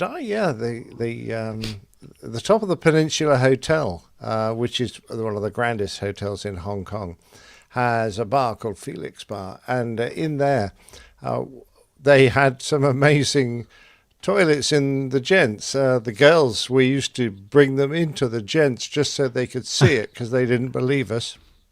And they used to really upset, because almost every fancy toilet in Hong Kong has a little attendant there with hand you towels and things and take. Oh, the old bathroom attendant. Exactly, and the little bathroom attendant creepy. used to get very upset when about 10 girls in their high heels would come clattering into the gents. But there they had a panoramic view of Hong Kong with floor-to-ceiling windows, in front of which were balanced quite small urinals, so that as you had a wee, you could gaze out over Hong Kong. Apparently, when they first did it, they didn't actually have the little urinals. You actually peed up against the glass, and there was a channel underneath which washed everything away. But eventually, they decided that it was corroding the glass fittings too much, so they put those little they look quite obsidian, don't they? They look quite dark. Little urinals, but behind you, apart from the fancy lighting, there was the most amazing piece of artwork, which was actually where you washed your hands afterwards, and it rose out of the ground like a huge natural rock with bowls and indentations and and as you approached it, it would sense you coming, and water would start spouting out of little orifices, and it was all there for you to wash your hands. It was just remarkable. It was very fancy, Lou. Apart from, and the lift was something special, because you got a special express lift up to the Felix Bar, and in the inside of the lift was kind of like womb. I don't know what a womb looks like. I don't remember. You don't remember? Back in those days? But it was kind of organic on the inside of the lift, and the light changed and as you rose up, and then when eventually you came to a halt, you stepped out into this weird corridor that was a bit like a spaceship. It was just the most fantastic experience. And when you came out of the womb, did you go, Mom, Mama, Mommy, Mommy? I want to do that again. Why are you slapping me? It was good, but we only went there in happy hour, because I'm not kidding. The beer was expensive, so no if you crew got discount. 2 for 1. No, if you got 2 for 1, you could just about afford it. But wow, no one wanted to reach into their pocket to buy the round we were going to have up there. So the captain usually ended up doing that. Wow. I still think the book Urinals of the World would be a great exit strategy, retirement strategy. Possibly. I'm not sure. But it was too late now, because I don't have pictures of them all anymore. Oh, all right. Well, there you go. You can find them online, I'm sure. Oh, all right. Yeah, I'm thinking... Oh, you think we have time for one more? Okay. Okay. 15, you said? Or 16? 16. Okay. This one from Texas Charlie, and he sent us, what is this? A forwarded voice message from a friend. Okay. Let's see. Should I read the note first, Liz, or should I play the audio? Okay. Howdy, Captains Jeff, Nick, and Rick, and a tip of my hat to the true talent, that lovely Dr. Steph and Liz. A little, I don't know. That was a slightly dismissive snort there, Jeff. Yeah, I think so. I happen to have a friend who is a first officer for a small regional airline out of Oklahoma. He made a voice... Oklahoma, where the winds go rushing down the plain. La, la, la, la, la. Okay, I don't know. Yeah, you sing a lot better than me. No, I don't. You have a great voice. Anyway, this guy, an FO friend, made a voice message, but wasn't too sure how to send it to you. He's from Oklahoma, so you understand. Wow. Right. Yeah, well, these Texans and Oklahomans, that's where the grass is as high as an elephant's eye. They are not definitely very friendly with each other. So he asked me to pass it on. He taped it on an old Radio Shack portable cassette recorder. Sure he did. Therefore, it's not the best quality, but I think you'll still enjoy it. I digitized the recording to make it easier, since Captain Jeff's snail mail is kind of iffy right now. Yeah, you're right. Anyway, my friend's name is it Jinky Farkenwithel? Ginky Farthenwithel? I don't know. Jinky? Okay. He was the unknown one in Simon and Garfunkel, wasn't he? The one we never I don't heard know. about. See, I didn't recognize that. Okay. It's an old German name, not uncommon in small rural towns in these parts. So I hope you enjoy his thoughts and question. He's a bit country and a great guy. I've attached a photo of his plane copied from their website. Oops, I didn't do an overlay of that, Liz, so I'm going to have to do something there to fix that. I'm going to have to save as and what do I call it? I don't know. Something. Okay. And I'm going to... This will all be cut out of the audio podcast, most likely. Not a guarantee. Okay, 487, and go to the overlays. How did I miss this? I missed it. Save. And now I'm going to go over here to this.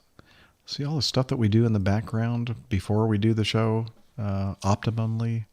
Or Not don't always. Or don't do, yeah. Overlays, and I named it You could have R. just shared your screen for 5 seconds. Well, that's true too. But now that I've gone this far, I'm going to continue. Why is this not working? Come on. Huh. Well, that's not good. Oh, that's because it's not a video.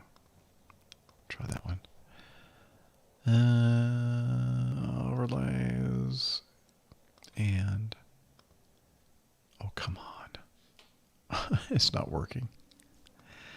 Son of a gun. Okay, I'll just share my screen. Okay. So anyway, there's the little bit of narrative from Texas Charlie, and I will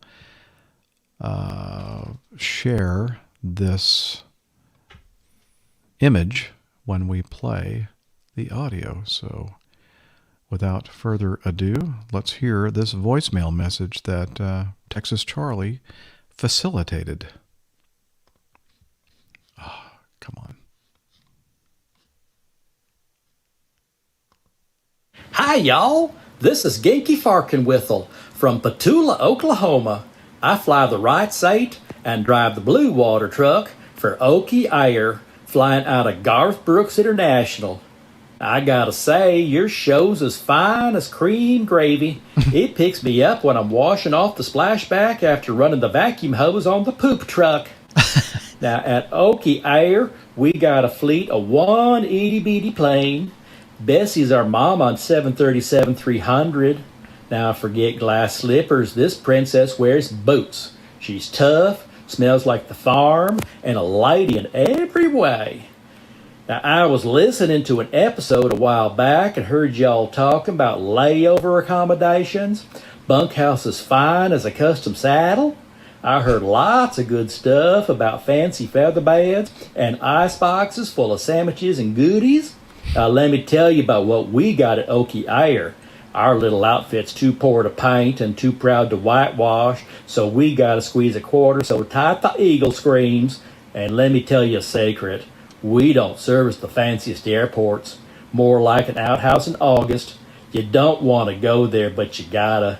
For example, we usually have to do a low flyby to scare the cows off the runway. And since none of the airports we service have jet bridges after we deplane via the air stairs, you gotta watch out for them fresh cow pies.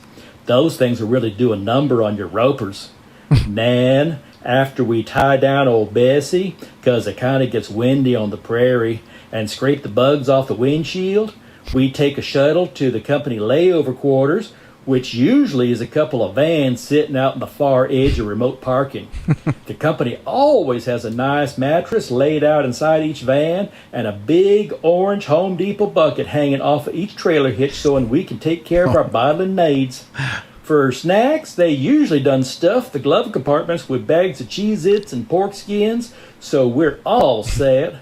If we have enough time for our next flight, we might partake in a bit of shine, usually kept in a jar back by the spare tire. When we're traveling with a mixed crew, the ladies take one van and us guys will take the other, but right now we ain't got no gals at Oki Air. For some reason, they don't stick around after the first day, but we keep trying to hire more of the fair sex. Lord knows I like to sit next to someone in the left seat who doesn't smell so bad she'd knock a dog off a gut wagon. Anyway, I got a question for y'all. Captain Rick, I know you're as busy as a stump-tailed bull in fly season, but I got a question I think would be perfect for you. Everyone and his dog knows that the Dream Lifter has a capacity volume of 65,000 cubic feet and a max takeoff weight of 803,000 pounds, while the Beluga Airbus has 53,000 cubic feet and 341,700 pounds. What I want to know is this. When a Dream Lifter pilot walks into a bar, do Beluga pilots slip out the back like a politician from a whorehouse? Well, thanks for letting me poke my nose under your fence. We howdy, but we ain't shook. So if and you find yourselves in our parts, be sure to stop by for an ice-cold yoo-hoo. Mama and them would just love to meet you. Golf India November Kilo India Echo out. That is so unbelievable. Cool that his regional, that does sound like the regional airlines, actually. a lot of similarities. A Beluga Airbus? Oh no, I'm talking about the Oki Air, like what we have up on the screen right now. That their Oki Air with the trailer in Very in good. the back. I love their accommodations. The couple of vans parked out on the ramp. I like the tail decoration. That's excellent. Yeah, that looks good. Yeah, and then the question, I guess Rick is not here to answer that question about the Dream Lifter pilots and the Beluga pilots in the bar together. I'm not sure what would happen there. I think there are more Beluga pilots than Dream Lifter pilots, so they get, those poor Boeing guys to get severely outnumbered. You know what? This might be one, Liz, that we kind of hold over for the next time Rick is with us, because he may. You'll do that? All right. Oh, do thank Genki Farkenwithel for his audio feedback, and we thank again Texas Charlie for facilitating that communication with the APJ. Yeah, that really was Forrest, wasn't it? It sounded just like him. Forrest has a little bit different sound. I know to you reckon? Englishmen, we all sound the same. But you all look the same too. We all look the same too. Yep. You got that right. All right. With that, this is the show that I've spoken in a Southern accent more than any other show in the history of the APG. You've been eating grits. I love grits, actually. There's so much about Southern culture I absolutely love and feel a part of. Even though I don't normally sound like it, I've lived most of my life in the Southern U.S., and I kind of consider myself a Southerner, although people like my wife would say that I'm just an imposter. But I'm a Southern gentleman, and I grew up in Southern California, but she said that don't count for nothing. So, yeah. Anyway, so hey, that is it for. Thank you again, Texas Charlie. That was funny. Thank you again for joining us today on the APJ episode number 487, and we hope you'll like this enough, especially if you're new to the show, to hang around with us again. Come on back, y'all. Liz says next week. Whenever that is, I don't know when we're going to be recording again next week, but we will, I promise you. And if you want to learn more about the show, you could head over to airlinepilotguy.com. That's www.airlinepilotguy.com. You don't have to put the www in there. I just wanted to say that. airlinepilotguy.com, where you can find information about the show, the crew, the community, merchandise, more information about the plane tales, and let's see. Oh, thank you, Liz, for putting that graphic up so I can read sort of the APG on YouTube, the APG crew, plane tales. We got the APG library, our darling little librarian. She's a northerner, yeah. Tiffany manages that. Thank you, Tiffany. And we have the Coffee Fund information, the APG store, if you want to get one of them T-shirts that has the Acme Air on it, and so much more. Contact us and say, oh, by the way, because of my situation regarding my personal things going on, I don't have a good address. So if you want to send something to me like Rob Simmons did in the UK and Peter Tarantelli did, or Papa Tango, contact me. Send an email to Jeff at Airline Pilot Guy, and I'll tell you where to send it. I'll tell you where to put it, where to shove it. So we don't have an official address, snail mail address anymore at this point anyway. But yeah, contact me. Call me. And if you want to learn about where I'm going to be during the week on my trips, airline pilot, well, no, is it called? Just go to the website and click on the calendar, the APG community calendar, and I have my schedule there. And we're also on social media. And Nick, living in the southern part of the UK, is going to tell you all about that.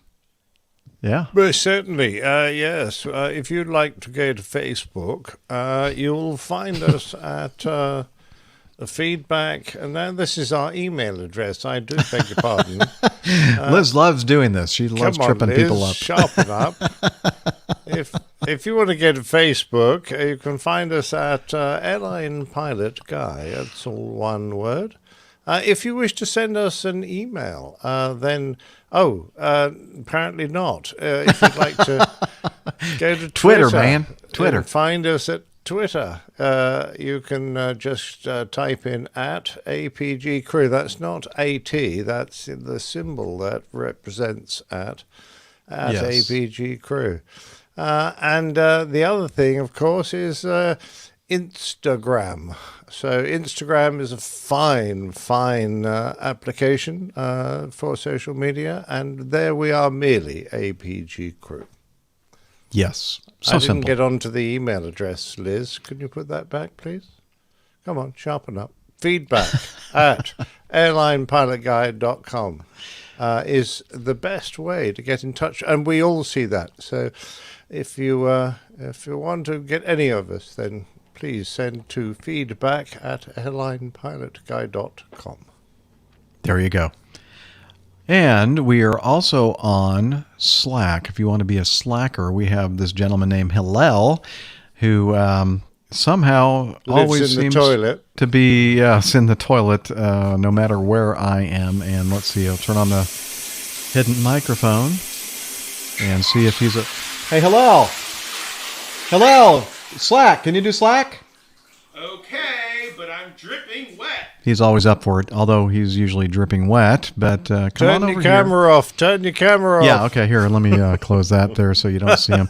All right, here we go. Here's Hillel. APG listeners, please join us on our Slack team. Slack is a communication, coordination, and sharing platform that works on your mobile, laptop, or browser.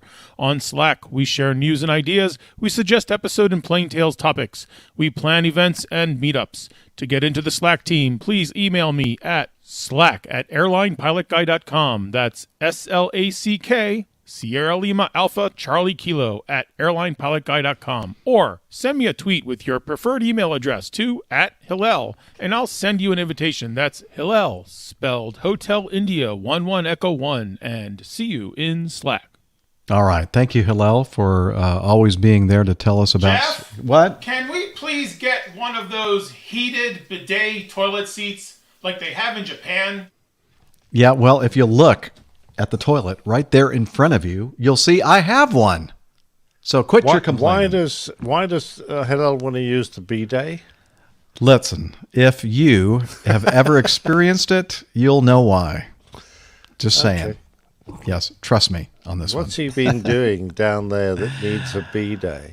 Well, we'll talk offline, all right? And with that, it is time also to thank our producer-director, Liz. Good job, Liz. She's always there working hard behind the scenes to do a lot to make us seem somewhat intelligent and entertaining on these shows week to week. So thank you, Liz, for your awesome help. And well done. And particularly on this week's Plain Tale, which had a lot of images. Yes. Yeah, when you see all those images changing and, during the Plain Tale, that's Liz hard at work. Unless she's not there, and then we, fumble around and get it done. But thank you, Liz, for all you do. And until next time, wishing you all clear skies, unlimited visibility, and tailwinds. Talons, Douglas. Bye, everybody. Ta-da! Hey, It's caught in my zipper, Jeff. That's a personal problem. I was going to say another one in the can, and that's exactly where Hillel is. Yes, he's in the can for sure. All right. So that's it. That is episode 487. A little over 3 hours, I believe, but that's okay. We're around 3 hours. How come there's less of us?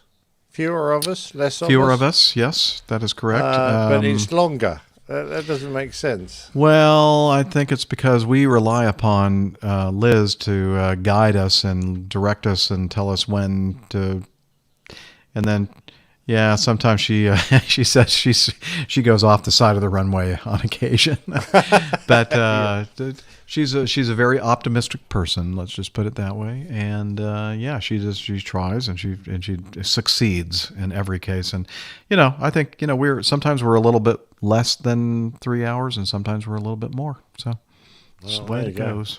Well done, Liz. Yes, thank you, Liz, for all of your hard work. And now we solicit you, the brain trust, the live audience, any ideas for show titles? And do you? Liz has one. Me. Here, I'm gonna hang on. Let me just put your audio on here, Liz. You don't have to show your video. You can still keep hiding. And let me see here. Okay, turn clean feed off. Okay, there you go. Now you're on the stream audio. So you have an idea? Oh wait, hang on. I don't hear you. Why didn't I not hear you? Huh. Oh, if you turn clean feed off, you're not. We can't hear you. You should not have turned clean feed off, because that's the way I was going to pipe you into. So all right, there you here go. I am. Okay. All right. Hey. Okay. So the title I have is APG Goes South. Get it? APG Goes South. Ah, very good. Oh, yeah. Get it? Good. Yeah, That's like kind the of double entendre there. Yeah, it's a double entendre. Yeah, I like it. Yeah. Or like it has two meanings even. Yeah, like that even. Yeah. See, you can speak French. Yeah, sort of. Thank you, Michael, for the nice compliment. Great show as always. And Micah says breaks break. He also had something about old geezers or something like that. I think he had toilet humor. I think he had toilet old humor. Old Codgers break. Old Codgers break. The late break show. break. Splashback. Damn Stephen Hoover. Splashback. Okay. That's some good ideas for creative artwork, I think. Any that you thought of, Nick? Well, now I'm looking at APG Go South, because that's a good one. Mm-hmm. Like to have some kind of a sign that showing. I was thinking going of a compass. A compass, okay. There you go. And we could have an air traffic controller sending us in the wrong direction, right? So. Oh, how do you do that? Well, interesting. Go south. Oh yeah. Do people in the South wear particular clothes? Yeah, overalls. You'll have holes in them. Right. Well, you need to do a selfie. Or they could dress like Colonel Sanders. Either, actually. Yes, you could. I need a selfie, Jeff, of you as Colonel Sanders or in your holy overalls. If you just put a Colonel Sanders picture up there, people are going to think it's me anyway, right? Because people have accused me of you looking don't like... have a little pointy beard. Well, you could draw one. That's what I mean.